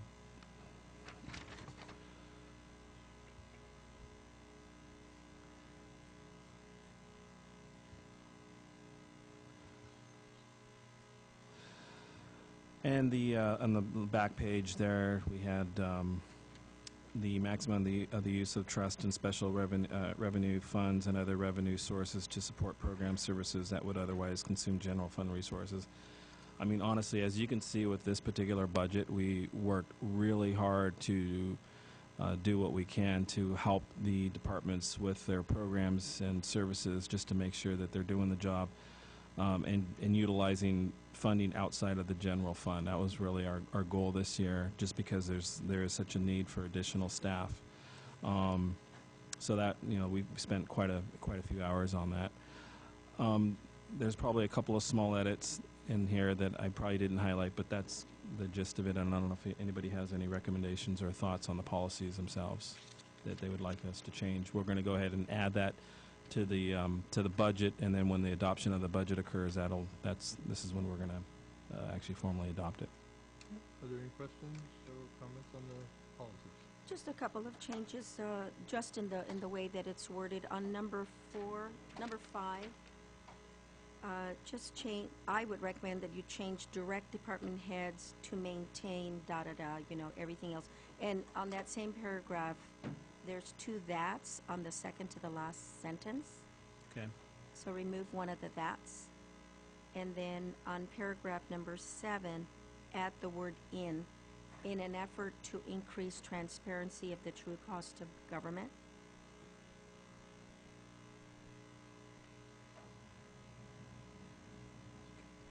Is that clear? Can you repeat that last one? Sorry, I was. Yeah, that would be paragraph number 7. Okay. Add the word in an effort Gotcha. to increase transparency. It just sounds better, and it sounds more like a policy than just. That's fine. Yeah. Okay. All right. Fine. Thank you.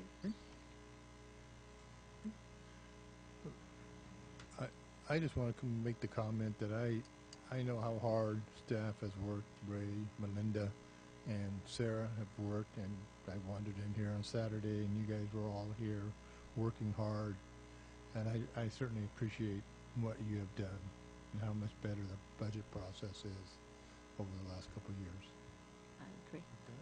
Ray, if you... Yeah, no, that's really what I was going to say. I was going to thank the administration, you know, Dina, Denise, Janet, everyone has had a part in it, but in particular, you know, Melinda has been the key person here with the budget, and Sarah.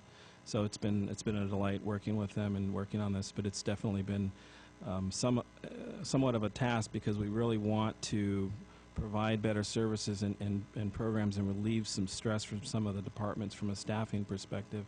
But we also know that we're not out of the woods entirely yet either. So it is somewhat of a conundrum, and we're trying to do our best to make sure that we are able to provide those services with some sort of relief to some of the departments. And, you know, we're going to be doing a lot of work to analyze, you know, potential growth and what those funds actually equate to, our cost.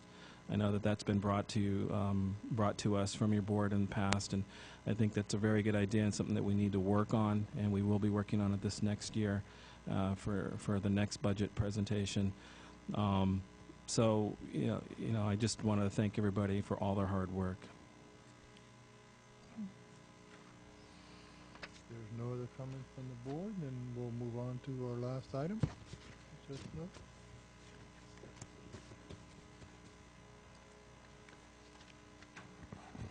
Thank you, Mr. Chair. The final item on today's agenda is to reconstitute the ad hoc committee regarding the public defenders contract and the alternative public defenders contract. Both of those contracts are set to expire June 30th. The board in the past has expressed interest in examining those contracts more in depth, seeking concessions, and if appropriate to take those contracts back out to bidding, the RFQ process. So the subcommittee, you might remember, last year was very successful in extracting some concessions from the public defender, which has resulted directly in the public defender's costs going down.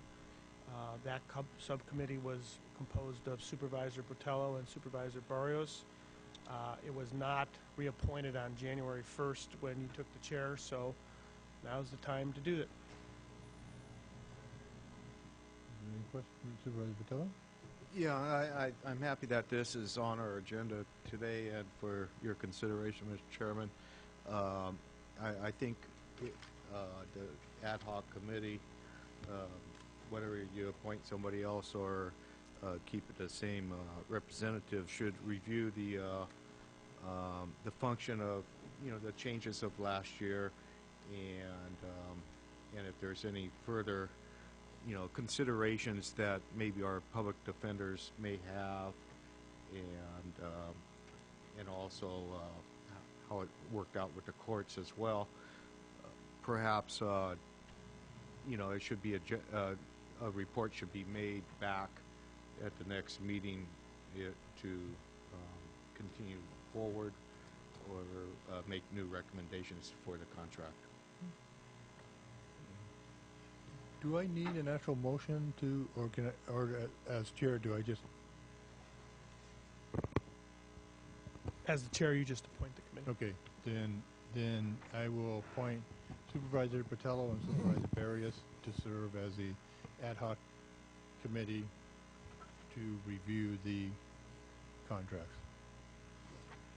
Yeah, I would be pleased to serve, and if we could ask council to get us going on securing the contracts so that we can start reviewing those, maybe have a meeting. Yes, I will. Yeah. So Sarah will assist me in this, and we will be contacting you shortly to arrange a meeting, our first meeting, so we can review the contracts and decide where the committee's recommendations to go from here will be. Okay, very good. Thank you. Thank you, Mr. Chair. I believe there's no closed session, so Move I to would adjourn. entertain a motion to adjourn. So moved. Second. We have a motion and a second. All those in favor? Aye. Aye. We are